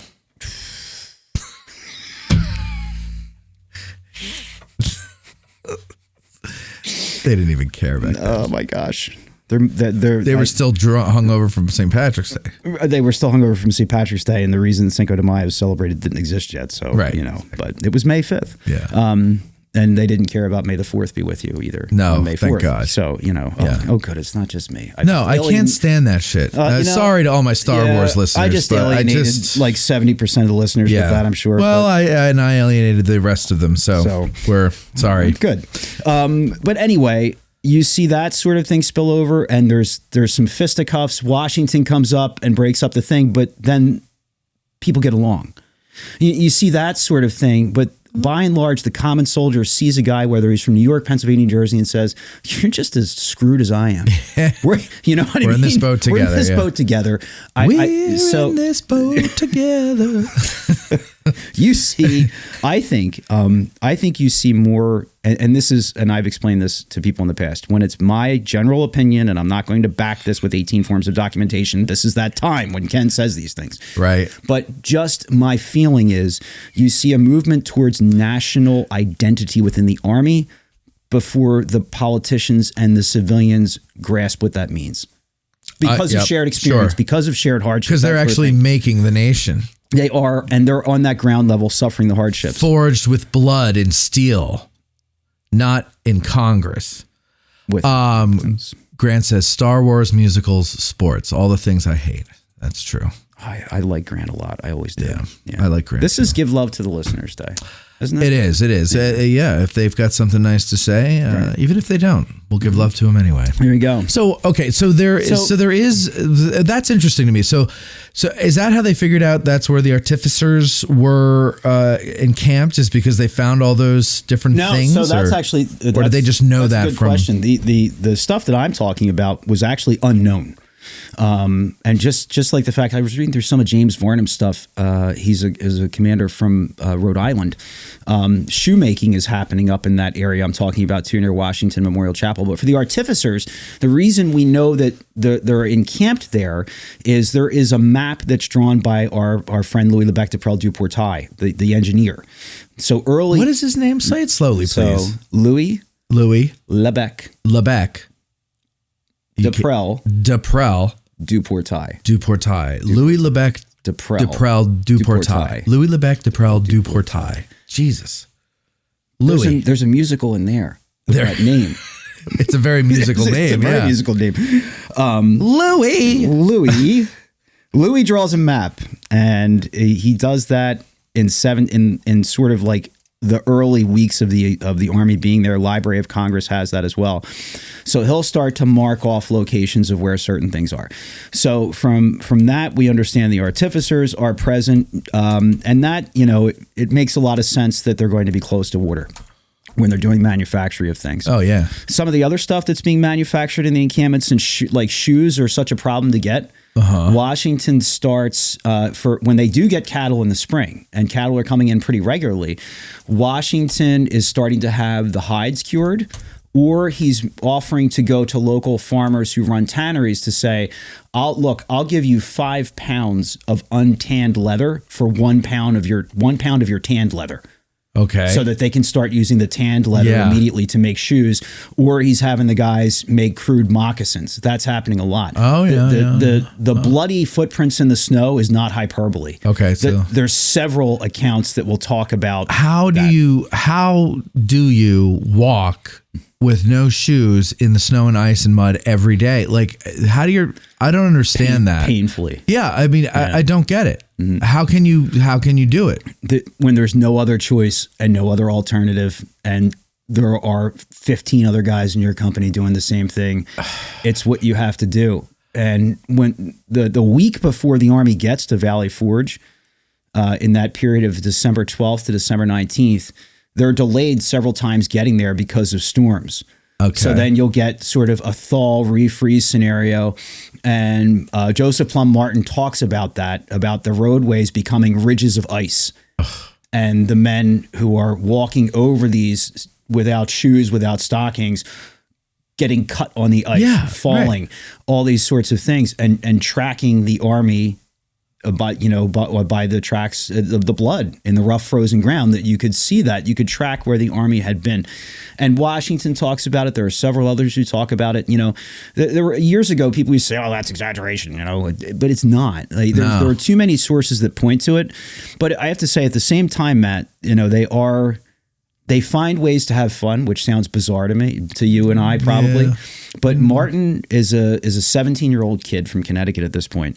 And I have to read this quick little quote to you. He's talking about that 1 week period where the Army's going towards Valley Forge, and they kind of stop and start. And at one point in time, they cross the Schuylkill River at Matson's Ford. And let me see, I want to go back to page 45. Here we are. Okay, when we had crossed the river and it had become dark, we met the quartermasters who had come out to meet us with wagons and hogsheads of whiskey, thinking perhaps that we might take cold by being so much exposed in the cold water, because they had just forded the river. They had better have brought us something more substantial. But we thought that better than nothing. The casks were unheaded, and the quartermaster sergeants stood in the wagons and dealt out the liquor to platoons, each platoon halting as it came up till served. The intention of the quartermaster sergeants was to give each man a gill of liquor. It's about 3 ounces. But as measuring it out by gills was tedious, it was dealt to us in pint measures, pints of whiskey, with directions to divide a pint between 4 men. But as it was dark and the actions of the men could not well be seen by those who served out the liquor, each one drank as much as he pleased, some perhaps half a gill, some a gill, and as many as they chose it drained the pint. We again moved on for camp, distant 5 miles. We had not proceeded far before we entered a lane fenced on either side with rails, in which was a water plash or puddle. The fence was taken down on one side of the road to enable us to pass round. It was a 5-rail fence. Here was fun. We had been on the march since we had drank the whiskey, just long enough for the liquor to assume its height of operation. Our stomachs being empty, the whiskey took rank hold, and the poor brain fared accordingly. When the men came to the fence, not being able, many of or most of them, to keep a regular balance between head and heels, they would pile themselves up on each side, swearing and hallooing, some losing their arms, some hats, some shoes, and some themselves. So they're all just having a mud pile. Yeah, I mean, I would find that hard to believe for me as a 46-year-old, but remembering myself at 17 or 25 or whatever, I could brush off some discomforts and hardships, and I always used fun as a way to do that. So I could understand that to a point, but if my feet are torn apart from ice, clearly I mean, what about frostbite? They had to be getting frostbite like crazy. So it seems to be more of an issue when you get into the encampment itself. Okay. You're seeing Marquis de Lafayette writes on a couple of occasions about it's when you're not moving, right, that it's going to become a bigger issue for these guys. So because of the motion and the blood flow to the feet and out of the feet, you're staving off frostbite. Right. Okay. In the encampment, when men are placed on guard duty, Marquis de Lafayette talks about if their legs are exposed, sometimes they become so cold that the legs have blackened and necessitate amputation. For guard duty, which has to happen on a regular basis, 24 hours a day, and given the fact that clothing is in such short supply, and there are many accounts of men within a squad of 12 in the hut, like, oh, okay, Matt, you're on guard duty right now. Well, we've got one coat, you take it. Like everything we can pile onto you. Right. So you go stand outside, you do that. But in many instances, they're still short of things. There are accounts of men who don't have shoes standing inside hats. Yeah, I was just thinking that. Yeah, because they don't have shoes, so they're going to stand inside hats. Or if they have blankets but no breeches, that they're appearing out for guard duty, wrapping themselves up in a blanket like a giant toga diaper. Yeah, sure. Sort of thing. It becomes so ridiculous. It's a tragic comedy. In many ways, right? Because it is this comical appearance, but there's this tragedy behind all of that that's happening and taking place. But it also goes to show just how much people hate the British. I mean, I'm thinking of, stories my grandfather told me that his parent, he was first generation American, but his parents are from Ireland. Mm-hmm. And, they told him stories about how much they hated the British and why, and all the things that they did to the Irish over the years. And just about anybody that's had any kind of encounter with the British coming to their land hates the British. Yeah. And I guess if you hate your rulers this much, you'd be willing to stand out, wrapped in a toga diaper, and you know what I mean? Yeah. And you're young and you're full of piss and vinegar, and it's easier to do those things. Yeah, that's amazing to me. And somebody just said in the comments, actually, Jeffrey, he says the conditions are just unfathomable at Valley Forge. This makes me all the more impressed that the revolution succeeded, and all the more grateful for their sacrifices. And I agree. It's astounding that it succeeded. Forget the Civil War. Yep. And many, there general officers of the period often refer to the Army's survival at this point and at other points as nothing short of miraculous. Yeah. Right. And let's think about those conditions a little bit from a physical and a mental perspective. I think, the hunger and the nakedness we've talked about a little bit, but if you want to think about Valley Forge and the typical physical feel of that place, you have to sort of go there and you have to close your eyes and you have to imagine a different landscape than what you see. It's not green. It's not bucolic.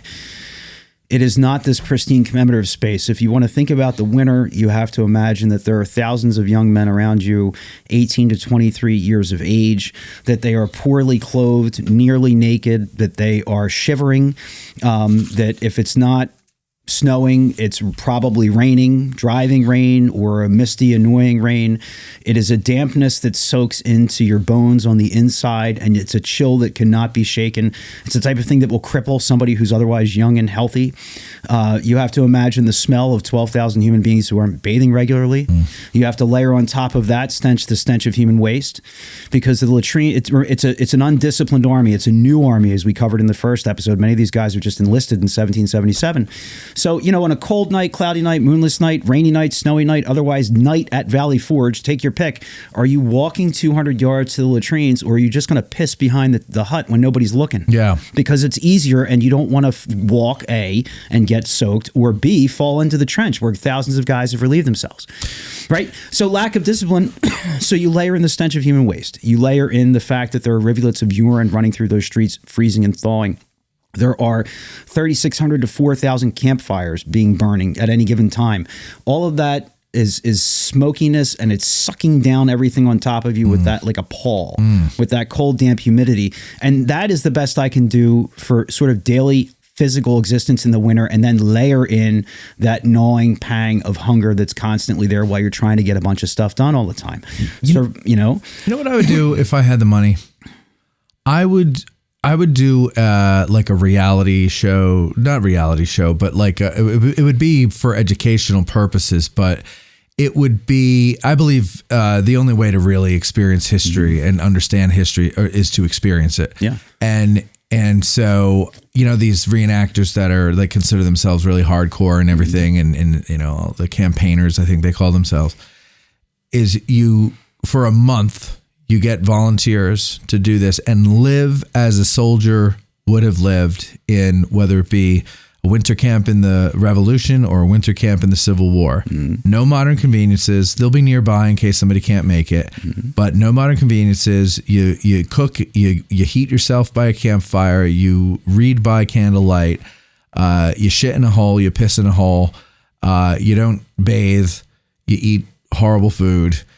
And I don't know, wouldn't be, I guess we'd have to make it some kind of contest for it to be compelling for people to watch. But like, I think there was a show on PBS a while ago where like, it was like a homesteader's house or something. They did a whole series like that. Yeah. And I would like to do something like that and to really show what it was like. Because when you go to a park and you see a living history encampment, it's obviously it's a representation. Yeah. But what you're describing here, the smoke, the smell, the layers of smell, that and a video is not even going to get that across to you. But if you put people in that situation, then maybe we have modern day people come through to see it one day and then comment on the smells and everything. Smell, yeah. But of course we'd never be able to do that because of the humanitarian crisis we'd be causing. Yep. We wouldn't get insurance. Nobody would go for it. But it would be interesting as an experiment. And, and that's, I don't know that many people that might last a week in that type of environment, and you're right. I mean, I've done living history for over 20 years and there's a lot of events where trying to do things as much as we can to actually have an experiential archaeology moment. You get glimpses.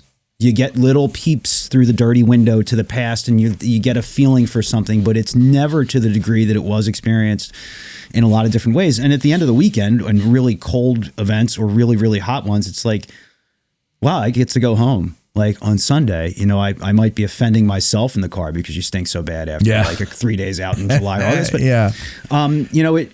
it would be an interesting thing to do. Those series were really good. They did the Homesteader one. There was another one called 1900 House. That had happened too. So, and they were interesting social experiments because the level of emotional and mental breakdown within on the part of those families and individuals who took part in that, it was a massive strain to move backwards. Yeah. Yeah, I mean, right. Even if we did like you did a thing where it was like, 1925 house, right? You got electricity, you've got probably gas. You probably have running water. Oh, if you put them in a house that has all that stuff, like the upper class 1925 house, right? People would still freak out because there's no internet. Yeah, they lose their friggin' minds. They would. There's a rotary phone. Is it a rotary phone at that point, or is it the one where you it's the one on crank the wall crank? The wall crank. Yeah, that would be because you'd have to pick up, and then an operator would be like, "Well, come on, what number do you want? What number do you want? Murray Hill 567." Like what? Murray Hill? What are you talking about? And but in 25, it was probably like number 56, please. Right. Yeah. Give me Jimmy down the street. Right. Well, yeah, and you knew the operator. Right. Hi, Mabel. Yeah, and she's listening to the entire conversation too. Yeah, and then she's going and telling everybody down at the club. Line. Yep. But no, so physical, but mental. I think mental conditioning is something people don't think about, and I try to enforce that when I have groups at Valley Forge too. Is to say, think about all the physical stuff. Now, we come and we do a tour or whatever. I can tell people, hey, the supply situation gets better in March. Because Nathaniel Greene takes over as quartermaster general. You know who had no idea that was happening? These guys. Yeah, right. They have no idea that the Army's going to leave on June 19th. Right. They have no idea that the British are never going to attack the encampment. And as I was thinking this morning, actually yesterday morning when I came out and it was cold, I was thinking, I don't think this winter's ever going to end. And it's like, it's almost over. Yeah. But like I'm such a wimp when it comes to cold. And we've had worse. We've had way worse. Yeah. but I have no tolerance for it. But my point is that like when you're in winter, for me at least, it's hard to believe, and frankly summer too, it's hard to believe that it'll end. Because it's just like, oh, this is great, whatever. Or in winter, this is miserable. But it does. It always does. This too shall pass. But you have to get to that point where it passes. And like you point out, these guys don't know when it's going to pass. So yeah, that's the British, the possibility of a British attack is something that I think really grinds on the psyche a lot because, and this goes back to encampment security, even though they have a good line of entrenchments and fortifications and series of redoubts and stuff like that, they have to secure perimeters. So 24 hours a day, you've got sentinels and sentries working on shifted bases. And you could be spread out anywhere from 20, 30 yards. In some cases, the guy might be a quarter mile away from you based on accounts I've read. So in the daytime, well, that's not so bad. You can kind of see what's going on around you. You probably can see the guy on either side of you. But at night, especially in a poor weather condition night, it's a lot different. Yeah. And these are guys who have gone through the strain of hard combat in the Philadelphia campaign. In the case of troops who have come down from New York State, they had participated in the Saratoga campaign. And there's a lot that plays with the psyche at that point in time. And that's going to be something they have to deal with on a regular basis. So that mental component has to be figured in, as does the fact that there are about 400 women and children at the camp. Oh, really? Yep. The names of the women that we know are Martha Washington, who visits George at every winter encampment, right, or Kitty Green, the wives of other generals. Okay. But they're the minority in terms of numbers. Most of the women and children are classified as camp followers or women and children on the strength of the army. And in 18th century European... Were women and children on the strength of the army? Yes. What does that mean? It means that the army is subsisting them. So they live off of the army. Oh, so they're living off the army. Okay. They're living off the army. And in the 18th century European military tradition, having women attached to the army is an acceptable thing to a certain ratio because they can provide useful services to aid the military complex. And Washington continues this tradition within the Continental Army. So these women are serving in capacities such as nursing, cooking, laundering, in some cases, general laborers. But they are subject to military rules, military discipline, and because the army is going to subsist them with food and give them shelter. In the American army, they have to be attached to a male who's serving. Mm-hmm. They won't have just random Jane cannot come from Philadelphia to say, I'd like to be a follower today. Feed my children. Yeah. At Valley Forge, with the ration situation being as bad as it is until Greene takes over the quartermaster's department, if it's bad for the men, it's worse for the women and children because they're getting reduced rations. Oh, yeah. You were saying this last time. Yeah. So they actually have to stay in the cabins with the squad? They stay. My understanding is with the squad. I've never seen any documentary evidence to say that if a woman was a camp follower, she and her husband and the kid or two kids got their own hut. My understanding is they're folded into the squad of 12 that's there. Yeah. God. So your family life. So your family of 4. Yeah. And you're in there with 12 other stinky guys. 8, make it 12 total. Yeah. Yeah. Ugh. And people from your hometown too. So it would be, okay. Right? So it's not 12 soldiers, it's 12 human people per cabin. Okay. So it's not 12 soldiers plus the one guy's wife and kids. They would just be allotted to a squad of 12 and that makes up the aggregate. But look, I'm sure there's a family squabble. I'm sure there's things that Jane and Joe aren't getting along about, and that is unfolding in front of your neighbors and friends. Well, and also, I was going to say, it could also be that like Joe's wife and kids are with him, and so is Joe's cousin and brother, and so it is kind of almost like a family living together. Anyway, it could be. It could be. Yeah, absolutely. And the people of the army too, they're from 18th century standpoint, they're fairly diverse. In a couple of different ways. One, not every soldier at Valley Forge has had the experience of the Philadelphia campaign because there are certain troops from Massachusetts and New York who had participated in the Great Victory at Saratoga. They're sent down to reinforce the main Continental Army once Burgoyne is defeated. So for those guys coming into this encampment, this whole thing of there's been a couple of defeats and the supply system is shattered, that's a culture shock for them. Like they're moving into something like, what the hell's going on down here? You know, for others, there are about 800 to 1,000 black troops serving at Valley Forge. It's really hard to pin the numbers because there's nothing on the enlistment forms that is going to indicate race, ethnicity, anything of that nature. Where you can sort of get a general feel is through nomenclature. A lot of the names that you will see assigned are generally assigned to people of African descent, like Salem, Cuff, Jethro. Those are names that frequently will pop up. In fact, one of the first men to die of disease in the encampment is a black soldier named Jethro from Connecticut. One of the first that we have recorded. He dies, I think, by the 21st of December. He dies within his tent. Are they integrated or segregated? So it's an interesting question. There aren't really black troops serving from the South. Right. The mid-Atlantic states and the New England states, you'll see a degree of integration that's happening there. But by and large, it becomes a complicated sectional issue for all the various reasons that go, obvious reasons rather that go along with slavery. Because the northern states still have slavery. The northern states still have slavery. Yeah. Pennsylvania's Gradual Abolition Act won't happen until 1780 or 1781. Right. So slavery still exists in those states. I want to talk about Rhode Island for a minute, and I'm going to backtrack to 1776. So we talked about this before, so I'll make it fast. At least first part of this. Congress was only doing the 1-year enlistments in 75 and 76. And Washington said, 1 year, come on, like it's not enough to make anything useful. So Congress in late 76, early 77 agrees finally, okay, we can authorize enlistments for 3 years of the course of the war. They authorize 88 battalions of infantry to be sponsored by the 13 states. Then each state is told, based on your population, you have a quota of the number of regiments you're expected to fill. No one can fill their quotas. Rhode Island is looking at this situation and trying to figure out a way to do it. Brigadier General James Varnum, who is the commander of the Rhode Island Brigade at Valley Forge, goes to the governor and the state legislature with a fairly radical plan for that time period and says, look, we have slavery here in Rhode Island. What if we utilized slaves to fill our quotas? We take them, we put them into the army, we compensate their masters for loss of property, and if we have ultimate victory, then these individuals are manumitted and made free.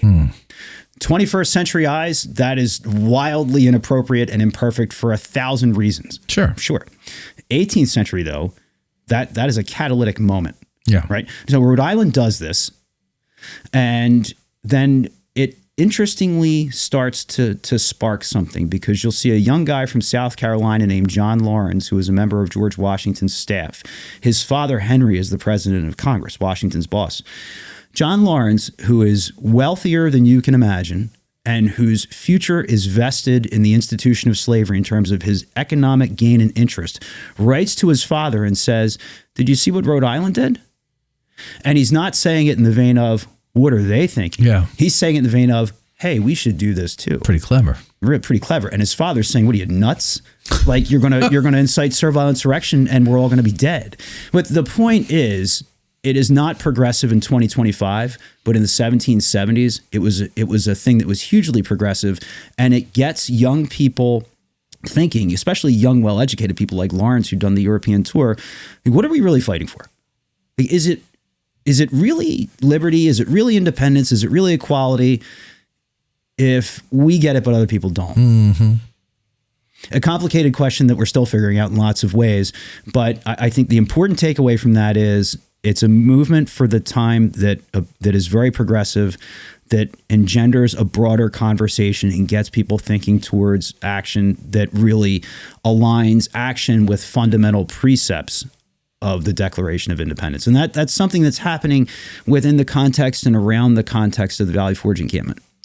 You also would see religious diversity. We have record of at least one Hanukkah celebration at Valley Forge. There are people of the Jewish faith tradition. There are Catholics, Presbyterians, Reformed Lutherans.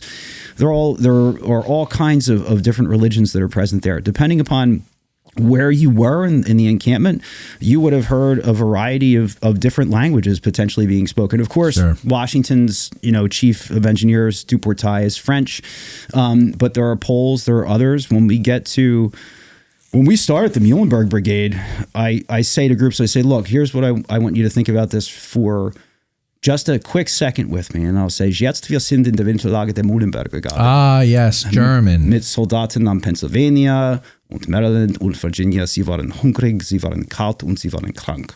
And then I've exhausted my German. But, the point is they look at me and go, what?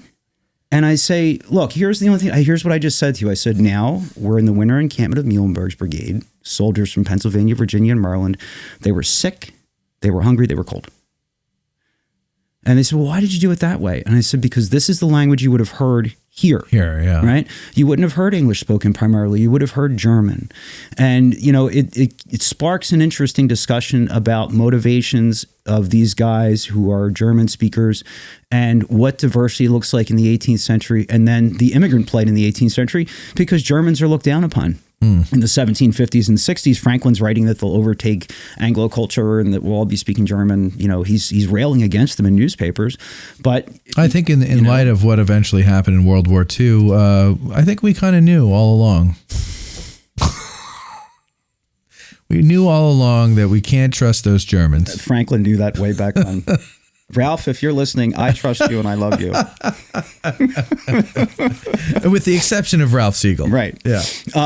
So I think those types of things really humanize the Army and what they're like. And then, of course, our most famous Germanic person, that's a perfect segue. Von Steuben? Is von Steuben. And his, what he does for the Army is really incredible.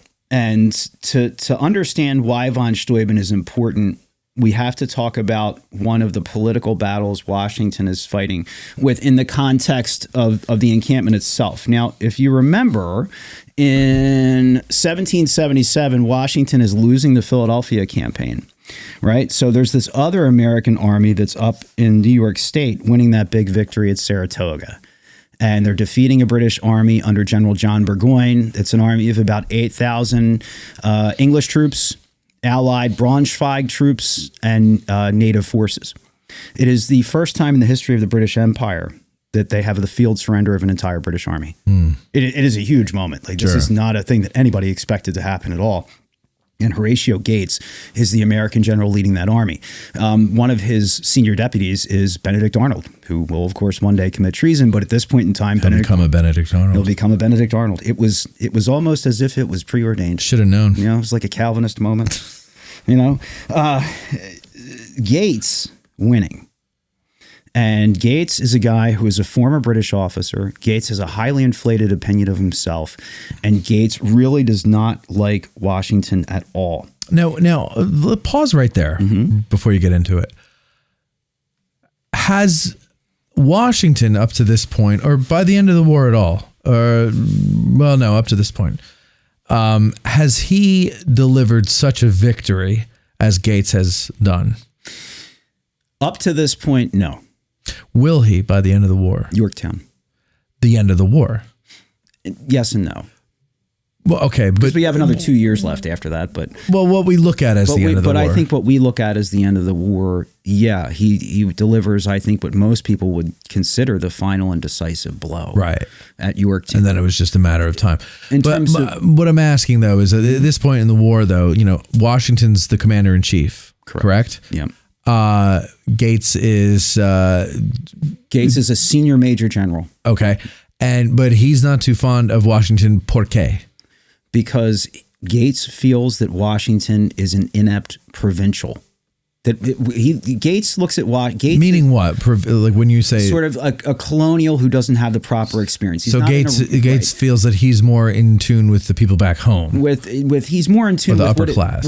With an upper class. Although Gates is the bastard son of a housekeeper, but he feels since he has had time in the British Army, Charles Lee has spent time as a commissioned officer in the British Army. They understand what it means to be a professional soldier. And Washington had only ever been a provincial lieutenant colonel in Virginia's forces during the French and Indian War. He doesn't have the same level of military education, the level of military experience that a Gates or a Charles Lee would have had prior to the American Revolution. Gates just thinks he's a better officer, and he wants Washington's job. Yeah, okay. And he's going to see the Saratoga victory as a springboard to try to take Washington's job. Sure, I would too. Right? Yeah. And he's going to start to talk to other officers in the Army who he thinks are sympathetic and try to make a power play. And that power play blends into the Valley Forge encampment. One of the people that Gates has the ear of is a guy named General Thomas Conway. Thomas Conway was born in Ireland, but had spent the majority of his career in the French army fighting against the British. Because if you are Irish and you really want to kill the British, you go and fight with the French. There are at least a few regiments of native Irishmen serving in the French army in the 18th century.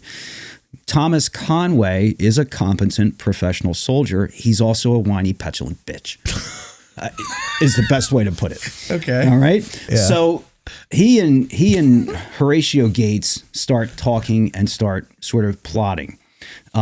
History has called this the Conway Cabal, the attempt to politically get Washington out of his role as commander-in-chief.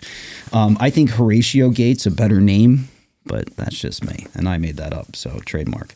But anyway, in the fall of 1777, Washington intercepts correspondence that Gates and Conway are writing to each other. It's a letter he's never supposed to see. It's passed on to him by a friend, and basically, it's Conway shit talking Washington to his buddy Gates.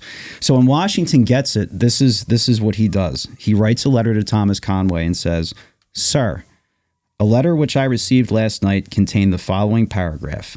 In a letter from General Conway to General Gates, he says, 'Heaven has determined to save your country, or a weak general and bad counselors would have ruined it.'" Says nothing else. Basically putting him on notice that, like, I know. And Washington's staff, and this is early in the encampment, right? We're facing the supply situation. We're trying to get the place built. We're getting guys under shelter. We're trying to get the defenses done. And here is now Washington intercepting this correspondence where clearly two of his subordinate generals are out to get him. Yeah. To overthrow him. And Washington's aides and staff officers are looking at the situation and saying, don't you think you had better address this? Don't you think you had better do something about this? And Washington's pretty standard line on it is that his job is to take care of the army and that the rest of this is going to take care of itself. He does write to the president of Congress, Henry Lawrence, and expresses strong reservations about the fact that Conway is about to be made an inspector general. And inspector general is the guy responsible for discipline and training. The army is without one. Washington needs an inspector general during the course of this winter because the men need to be trained in a unified system. Yeah. They haven't had one. Did they? I was going to ask you, was there already a plan in place for training, or was that kind of something that von Steuben had to come up with? Von Steuben is going to have to come up with it. It's a goal. So Washington's like, we need these. He knows enough to know that they need training. Yes, more training. But he's got to find somebody who can actually do it. And what Congress is suggesting is, let's make one of your biggest political enemies and one of your subordinates who hate you, let's make him the inspector general. Yeah. Not only are we going to make him the inspector general, but we are going to promote him from brigadier to major general, and we're going to promote him over at least 5 senior brigadier generals who are in line before him to receive a promoted commission, which drives the brigadiers in the army absolutely insane when Thomas Conway is promoted to major general in December and Congress wants to send him out to serve as the inspector general. Conway goes to camp and basically presents this letter from Congress saying he's going to be the inspector general. The brigadiers give him the cold shoulder. Washington receives him very coolly. And so what does Conway do? He writes a letter to Henry Lawrence and complains. Which the basic tenor of is, I went to camp and everybody was mean, you know, like, and if it stays this way, I'll go back to France, sort of thing. So now Washington has to answer to that. And he says to Henry Lawrence, and I thought this was kind of fun. he's addressing this whole Conway complaining about cool receptions. If General Conway means by cool receptions mentioned in the last paragraph of his letter of the 31st ultimo that I did not receive him in the language of a warm and cordial friend, I readily confess the charge. I did not, nor shall I ever, till I am capable of the arts of dissimulation. Like basically, like I'm not gonna fake it. I hate this guy. Yeah, can't stand him. He's a snake. Yeah. Right. So Conway eventually gets ticked off and decides he doesn't want to serve as Inspector General, and that leaves the spot open. And von Steuben will enter it, but just a quick tie up on Conway. So Conway had threatened to go back to France, and then he doesn't. But he keeps running his mouth, throughout the spring, throughout the summer. And on July 4th of 1778, there's a guy named Colonel John Cadwallader, who's a colonel of Philadelphia Associators. And Cadwallader basically, you keep running your mouth, I'm going to challenge you to a duel. Oh. Stop bad-mouthing Washington. Okay. Conway doesn't stop. Cadwallader issues this charge, this challenge. And on July 4th of 1778, they meet in Philadelphia, and Cadwallader shoots him right in the mouth. Ouch. Right in the mouth in the duel. And there it's he said, Cadwallader said, and like, so he basically shot away a portion of his teeth and his jaw, the tongue's hanging out all over the place. The worst. And Cadwallader observed afterwards, I have stopped the damn rascal's lying tongue at any rate. Oh, man. That was it didn't kill Conway. He was able to be repaired and sewn up. He bore this scar on his cheek for the rest of his life. Did he talk funny? Well, he spoke fluent French. Of course he started. Yeah, right. As if French isn't hard enough to understand with their accent. So he did go back to France, and he's dead by 1795. All the stuff with the officers is fascinating, but we can't forget Gabriel Martin, the young soldier from South Carolina, whose father Benjamin later went on to kill Colonel Tavington. Right. Yeah. Moment of silence for yes. Yeah. And all the Gabriel Martins by out the there. Simcoe-esque figure. Right. Do you hate the Patriot too? I don't want to. Right. I really don't want to. I mean, but you do. I do. But you do. I do. And can you separate yourself from and just look at it as a movie for entertainment purposes? To make fun of it. Okay. Yeah. I can do that. That's why I like to watch North and South. Oh, wow. It's been a long time since I've watched. What was the other one? The North and the South. Oh, no, the Blue and the Gray. Blue and the Gray, right? Yeah. Because the one was with... Stacey Keach. The other one was with Patrick Swayze. Yes, and then after that, Stacey Keach narrated a documentary on Gettysburg. Yes, he did. It was... which one was that? Was that the... No, it wasn't the Stories of Valor. I think that was one of the... Carradine brothers. Yeah. Keith Carradine. Yes. Yeah. He's the best Carradine. He was right on the piggyback of that because I remember watching that as a kid. Because I'm like, oh, it's the blonde girl from Newhart. Because she was in The Blue and the Gray. Yeah, she unfortunately got killed when she was given water to that blind Confederate who stumbled into her house. I know. If only she didn't. She had listened, and then Leslie Nielsen narrated a documentary on Gettysburg. Yeah, in the 60s. Yeah, it used to come as one of the special features with the Gettysburg movie DVD. Maybe that's where I saw that the first time. Probably, yeah. Because and it's very interesting to look at it and see how the park has changed over the years. Yeah. Also, how bad they were at cleaning bird shit off of the statues. And also that they allowed a helicopter to fly over the battlefield in order to get those shots. Yep. I thought it was very interesting to see. Was that in the days of the short-lived Buzz Little Round Top helicopter tours that used to happen? Oh, it might have been. I don't know. When was that? I don't. That was before. I'd have to ask Tim Smith. Yeah, I can't remember off the top of my head. That's always the answer. I have to ask. God forbid. God help us when Tim is finally, not finally, but when the inevitable happens, and when we don't have Tim anymore. Right. What do we do? Where do we find the answers? Who is going to give us the answers? Who's the next Tim Smith? You have to ask Tim. I'm going to ask Tim. Who does he think his successor is? And he'll just look at you. I can tell you from all the people that I'm aware of, no one is coming close. No. He's an institution. He is. He really is. We need to have him stuffed someday. and made into a bronzed. We should just encase him in bronze and put him in the square. Cryogenically freeze him. Oh yeah, like Han Solo. So in about 300 years, he can come out and be good and pissed off at everything. Yeah, exactly. Yeah. And somebody's gonna be like, Han Solo wasn't cryogenically frozen. Right. It's like, yeah, I know. It's just try improvising a show for once. We've established we're not the Star Wars. No, we're not. Certainly not. Okay, but anyway, back to von Steuben. Now, so I have another question here. Yeah. Okay. So you want to continue with von Steuben first, or can I just ask you these questions? No, ask the question. I'll get on to von Steuben in a minute. I have 3 questions. Okay. Do we know temperature-wise, a ballpark or a range, what the temperatures were back then? And did they use Fahrenheit? Yes, and yes. Fahrenheit was used. Good. Thank God. I hate Celsius. Me too. The metric system and all of that. It's just I just stupid. don't get it. I mean, how could 32 degrees be, my balls are melting off of my body, right? I mean, because that's like 32 degrees in the Celsius scale. Oh, over there. Yeah. I mean, like 0 is freezing. That makes sense. But that makes sense. And it's like 30 degrees is hotter than Hades. Well, but that's the thing. 0 for being freezing makes sense to me. Yes. So why don't we have that? I mean, that's the one thing. Why doesn't 0 mean freezing, and then everything below it is below freezing? That I can rationalize. All the other metric system crap, I don't want anything to do with. I don't want meters. Nope. I don't want kilometers. I don't want kilograms. I don't no. None of it. Please. Not one bit. Please. It's the good thing the English did. It's a good thing they did what? Well, we don't use the metric system. Oh, I know. Well, exactly. But now and we also spell whiskey differently. Yes. And many other words. Right. And well, first of all, why does color need a U? It doesn't. Flavor, why does it need a U? Favorite, why does it need a U? It doesn't. Why do they call And we prove that. cookies biscuits? Yeah.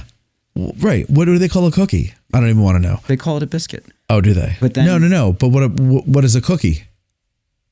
If you go over there and you say, I'd like a cookie, a guy slaps you because he thinks you're talking dirty about his wife. All right, so anyway, right. So temperatures. So ranges in the winter for the first month of the encampment, we're looking at daytime highs that are hovering around freezing, which is 32 degrees on the Fahrenheit scale, 0 for our Celsius listeners, and nighttime temps that are single digits up into the lower 20s. As you move into spring, it's temperatures that are kind of what we would expect seasonally, 40s, 50s in March. April gets a little warmer. You get into June, it starts to heat up. It's not markedly different from our seasonal experience on an average basis here in terms of temperature. Well, average here, the winters are like 40s and 50s, not what we've been getting this year. Right. So, yeah, but that's not what they got. No, it was a colder winter. So they have a winter more like what we're having now. Correct. Yeah. Yes. But then spring and summer are more average for us. Normal springs and summer. And then did Washington have cavalry with them? To an extent, yes. Not a whole lot. Part of the reason that there's not a ton of horse staying within the boundaries of the encampment are the difficulties of procuring the forage to feed them.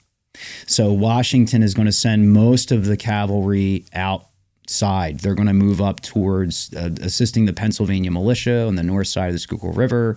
And some other ones are going to go down to Trenton. Some are going to be in Wilmington. There are horses in the encampment itself for officers, for riding purposes, some for carts, but it's not a huge number of draying animals that they're going to keep there because of the forage situation.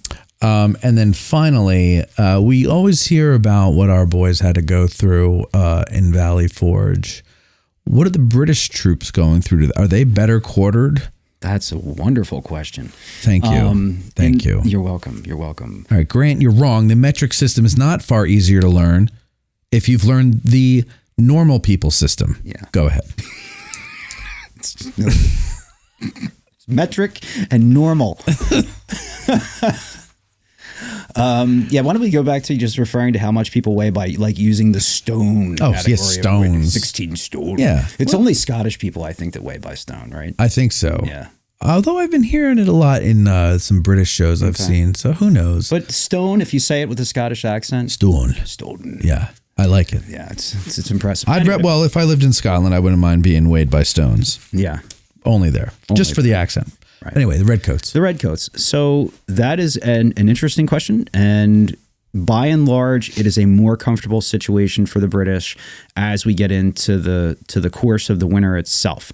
The fact that they have been able to occupy the city of Philadelphia means that they are occupying a port city, which is ideal for the British because their supplies have to come from Canada, from the Caribbean, from the home islands, and port cities are always umbilical cords for the British Army so they can have a healthy supply flow. It is a little tenuous for the British in November and early December because the American river defenses at Forts Mifflin, Mercer, and Billingsport are blocking supply ships from coming up the Delaware Bay, the Delaware River, to get to the city. So Mercer and is on the Jersey side in Red Bank, New Jersey today. Mifflin is on the Philadelphia side, and it's located adjacent to the Philadelphia International Airport. At the time of the war, that was actually an island. Today, it's got land on a couple of different sides of it. But they were there as block points. So until the British are able to suppress those fortifications and force the Americans to evacuate, they can't open up the river. So their supply situation is in question until that can happen. And the British are also struggling to get enough forage for their animals within the city of Philadelphia. So they do raiding parties into South Jersey, into Darby, in modern Delaware County, Pennsylvania, to try to collect forage and get it away from the Americans. After a successful foraging expedition and opening up the river itself, the British have a fairly more comfortable existence in the city of Philadelphia. There are also lots of structures for them to be housed in. There are existing barracks where British soldiers will go. It's not enough for the whole army, but they'll also be utilizing civilian homes, some of which are empty because people have fled. Other situations where loyalist citizens are happy to have British officers stay with them. So by and large, it is a much more comfortable winter for the British Army in Philadelphia. Okay, that's what I thought. Yep. All right, go ahead. Now, you were talking about von Steuben. Yeah, von Steuben. So we've got this whole deal going down with Horatio Gate or the Conway Cabal, whatever you want to call it. And that leaves this position of Inspector General totally vacant. Washington knows these guys need to be trained effectively and efficiently. Von Steuben will enter the picture as a foreign volunteer. He had served in the Prussian army during the 7 Years' War. He had served on the staff of Frederick the Great and had served as an assistant in the Quartermaster General's department. He probably had never risen above the rank of captain while serving in Europe. When the 7 Years' War ended, militaries were downsized in many of the European states. Von Steuben it falls prey to that. So in the mid-1760s, he's sort of out of the military and looking for a job. He works in several Germanic courts as a chamberlain, an administrator, as a desk jockey. It's a job he hates. In the 1770s, when the American Revolution breaks out, he starts to see a number of foreign officers going to serve in the American Army, and he wants to do that. So he goes to see Benjamin Franklin, Silas Deane, and others in France to introduce himself and to offer his services to the Americans. Initially, Franklin and the others say, "Be glad to have you. We think you could do a lot of good. But listen, we can't promise you a rank. We can't promise you pay." Because the American Officer Corps by 1777 has started to become pretty upset that foreign officers are being imported and promoted over them. Their beef is, look, these are our men. Right. We know them. We've been leading them.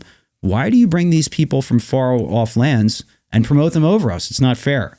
So Congress had stopped this process of promoting foreign officers. Well, it makes sense, right? I mean, if you're fighting for your own freedom, why are you fighting under foreign officers? Right. And, some new guy coming in here is going to tell us what to do now. Right. So von Steuben sort of demurs a little bit and then agrees to go to America. And Franklin writes his letter of introduction. And there's debate upon this to this day, whether Franklin made an error or it was intentional. I will tell you, I am of the camp that it was an intentional mistranslation on Franklin's part, because he wrote that von Steuben had been a lieutenant general in the Prussian army. Oh. Not that he had been a lieutenant in the Quartermaster's Corps. God. Right? So, Congress gets a hold of this letter of recommendation, and they're looking through this, and they've got a Prussian lieutenant general on our hands here. They send him to Washington. And Washington, working through translators to talk to von Steuben, immediately sees that this guy's got a lot of value and he may be able to fill this role of inspector general. The problem Washington faces politically is he doesn't have the authority to appoint von Steuben to that post. He doesn't have the authority to grant commissions. Only Congress has that authority. Washington can make recommendations. So he tells von Steuben, who is very gracious, that he will accept his services as a volunteer. He can't make promises, but he will ask Congress to make him a major general in America and to make him the inspector general of the Continental Army. So von Steuben launches on a tour of the encampment at Washington's request. Basically, Washington says, evaluate this, come back to me with recommendations, health, hygiene, defenses, drill, all of it. And he's pretty aggressive. He's horrified by what he sees, the lack of sanitation, the lack of discipline. He sees dead animal carcasses lying in the streets of the encampment. He definitely sees the sanitation issues with urine all over the place and everything else. And the fact that the men just appear to have a lack of discipline generally when it comes to rules and regulations. And he notes that the drill procedures vary sometimes from regiment to regiment. They're doing things differently. And he tells Washington, you got to get the place cleaned up. You got to improve your defenses. And these guys need to be under a uniform code of drill. If you want to succeed, that's what you're going to need. Congress will appoint him inspector general and make him a major general. Von Steuben will undertake the work of trying to train this American army. So a little bit of timeline here. The American army arrives December 19th. They leave June 19th. So 6 months, they're there. December 1977, June 1978. Von Steuben doesn't get to the camp until probably early March. Okay. Mid-March. So by mid-March, he's doing this inspection tour work. By about March 23rd or so, he's actually starting to work on a system of drill. He'll take elements of Washington's lifeguard, and he will supplement that with about 100 men from regiments taken throughout the Continental Army. And then he will begin drilling them himself every day. And his basic methodology is whatever you have learned, forget it. New way, new day, new way, my way. And we're going to start with the simplest elements of this. Don't even look at a gun. Just stand.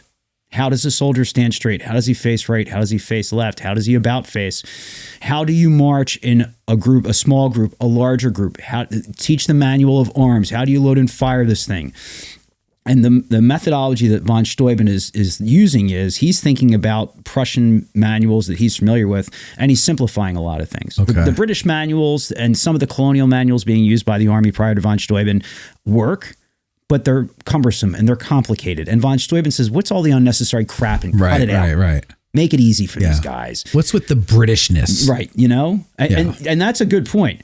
So von Steuben will work through example with these guys on the field by himself. He will work through interpreters. And as he teaches them these elements, he then sends them back to their home units, and they begin to teach others. So what he's really doing is creating the first effective corps of drill instructors in the United States Army. And then by the time you get to mid-May, when we celebrate news of the French alliance, the American Army at Valley Forge is on the Grand Parade in the center of the encampment, doing more complex military maneuvers in a unified way for the first time in its existence. So the American Army is born in 1775 when Congress says it is. Yeah. Right, when they adopt the Massachusetts Provincial Forces as the Continental Army. But the American Army is a professional military fighting force, and people argue me on this, and I will hold my position to death. Von Steuben is its father. It's born at Valley Forge. He's the guy who gives birth to that thing as a foreign volunteer coming here. And the fact that he is able to bring that army to a system of basic proficiency and professionalism within the span of about 8 to 10 weeks is remarkable. Yeah. And it's even more remarkable when you realize that he's working through interpreters all the time because he can't speak English. He's learning English as a second language while he's doing all this. Right? So, will give commands in French or German. Interpreters will explain what that means. Then von Steuben will himself demonstrate what the order is to look like when it's executed. And when he gets frustrated, he curses these guys out like a blue streak. And he'll do it in foreign languages and then tell the translators to curse at them in English because he's run out of words in German or French or Spanish or something else like that. But and the guys love him. They respect him for it. Sure. They see him as this god. Who doesn't love a cursing German? You know, a god of war. Yeah, with that really Teutonic bite already. It's Two. Two. You Teutonic twin.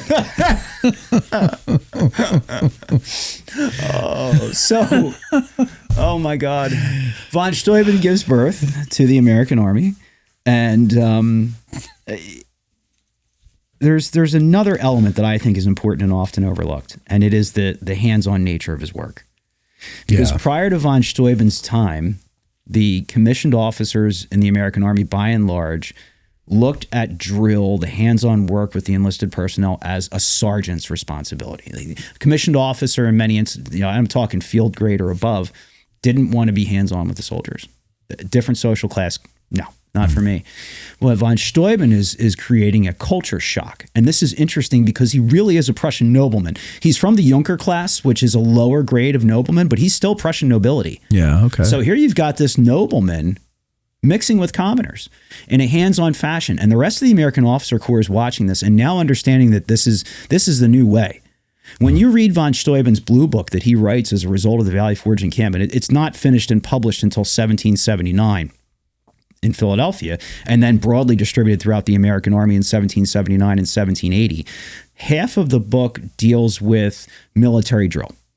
The other half of the book deals with the responsibilities of officers, very clearly delineating what you're supposed to do. If you're an ensign, lieutenant, captain, the common thread through it all is, as an officer, you're not just in charge, you're here to take care of these guys. That's your job. And that is a new way of looking at things for the American Army too. So von Steuben's contributions are very much twofold. It's interesting because I was never in the service, but I have friends who are of late service members, and the way they describe it to me, it almost sounds like we've gone back to the pre-von Steuben way, where I said something about a lieutenant once, and he was like, you never deal with your lieutenants, you deal with sergeants, and sergeants deal with the lieutenants, but the officers are not with the men. I don't know how true that is, or I don't know if this was like sour grapes from the person who was telling me this, but I never served. I am good friends with a number of retired commissioned officers, majors and lieutenant colonels. And I can tell you that their take on this, and these are guys who've been retired for a while, but their take was the care of the individuals you command is a massive part of your responsibility. Of course. Yeah. And von Steuben was making that, I think, abundantly clear. So an interesting cultural shift within the Army that he's responsible for. And the military machine that leaves there is a much more precision one. And the Army that leaves Valley Forge, despite the fact that only 12,000 or so go in and we get about 2,000 deaths because of disease during the course of the encampment itself, the Army that leaves in June is somewhere around 20,000. The Army will grow because Washington, as they're getting ready to leave and pursue the British, is calling in those outpost forces from Wilmington and Trenton and all those other places. There are regiments that are joining the Army or rejoining the Army during the late portion of the encampment itself. So by the time it's all over, this becomes like the fourth largest city in North America. Wow. Which is kind of a cool way to look at it. And it's a city that was like built with zero infrastructure. And then when the encampment's over, it disappears. It's interesting. I mean, some of the first people that I would say are visitors to the encampment are in December of 1778, when prisoners of war are making their way through the region. These were guys who were captured at Saratoga out of Burgoyne's army, and they're making their way south to prison camps in Virginia. Valley Forge is a way station for them.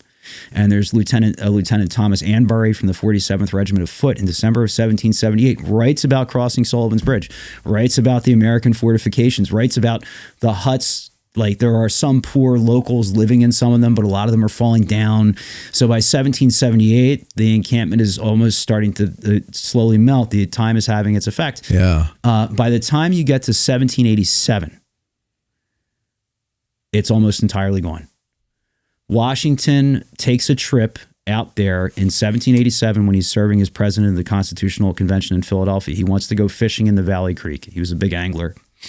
And he writes in his journal that when he encountered the land, he was very pleased to see it had been returned to its intended agrarian purpose, and that he had difficulty finding traces the army had encamped there. Really? So which tells you that the huts are pretty much gone. Wow. You're probably seeing some ridge lines from the entrenchments by 1787, but within 10 years, nature and the farming community have reclaimed the structures and the land itself. And unless you knew something happened there, right, you might not know. Is anything remaining today, or did it have to be kind of unearthed and restored?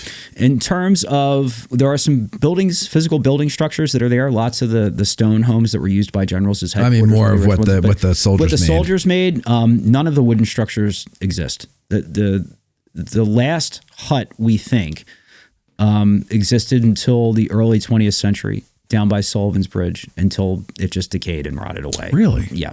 That's a long time. It is. There are some photographs from 1913. W. Herbert Burke, who was an Episcopal priest, wrote one of the early tour guides to Valley Forge and has some good pictures, but he has pictures of what he claims was one of the last remaining hut structures from the Continental Army.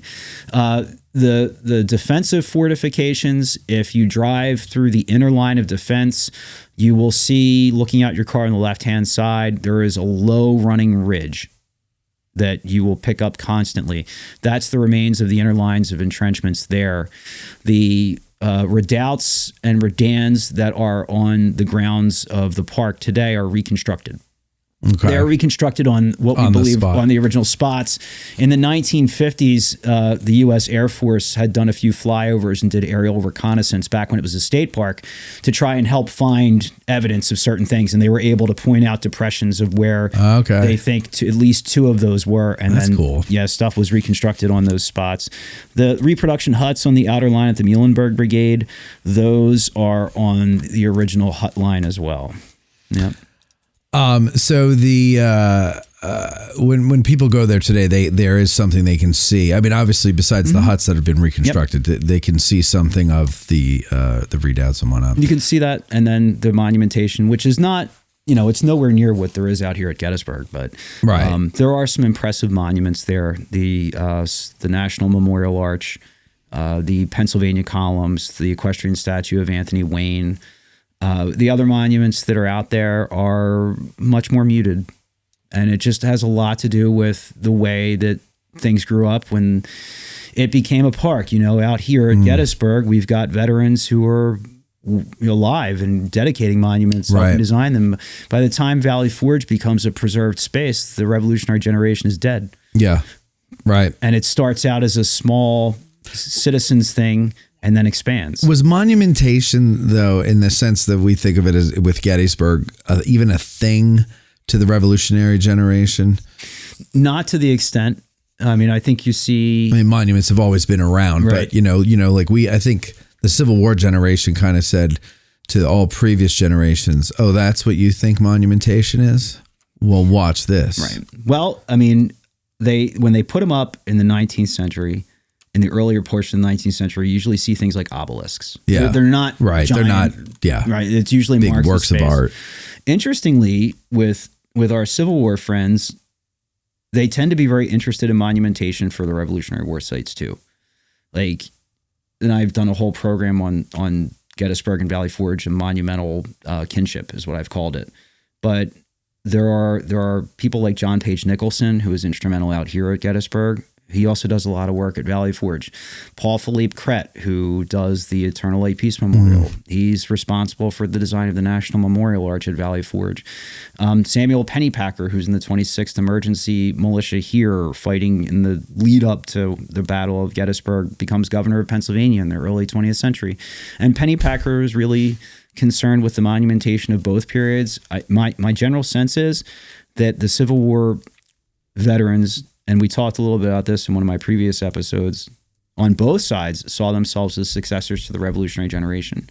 So as they were trying to make sure their sacrifice was remembered, I think for many of them, it was important that the sacrifice of the Revolutionary generation was not forgotten. Right. Right. Sure. So. Well, Ken, Thank you very much. Can I give a closing thought? Of course. Yeah, because I actually found the quote this time. The one I struggled to find the last time that we were here. And I think this sort of sums it up kind of nicely. This was Washington writing a letter to a friend of his named John Bannister. And he's talking about what the Army has endured. And I think it kind of puts a bow in it. So here we go. Without arrogance or the smallest deviation from truth, it may be said that no history, now extant, can furnish an instance of an army's suffering such uncommon hardships as ours have done, and bearing them with the same patience and fortitude. To see men without clothes, to cover their nakedness, without blankets to lay on, without shoes by which their marches might be traced by the blood from their feet, and almost as often without provisions as with marching through frost and snow, and at Christmas taking up their winter's quarters within a day's march of the enemy, without a house or hut to cover them till they could be built, and submitting to it all without a murmur, is a mark of patience and obedience, which in my opinion can scarce be paralleled. Very nice. Ken Gavin, ladies and gentlemen, Valley Forge. We'll have Ken back for other things. Thank you for watching. Thank you for listening. Thank you for your support, and we'll talk to you next time. Thank you all. Thanks, Matt. Aye, aye.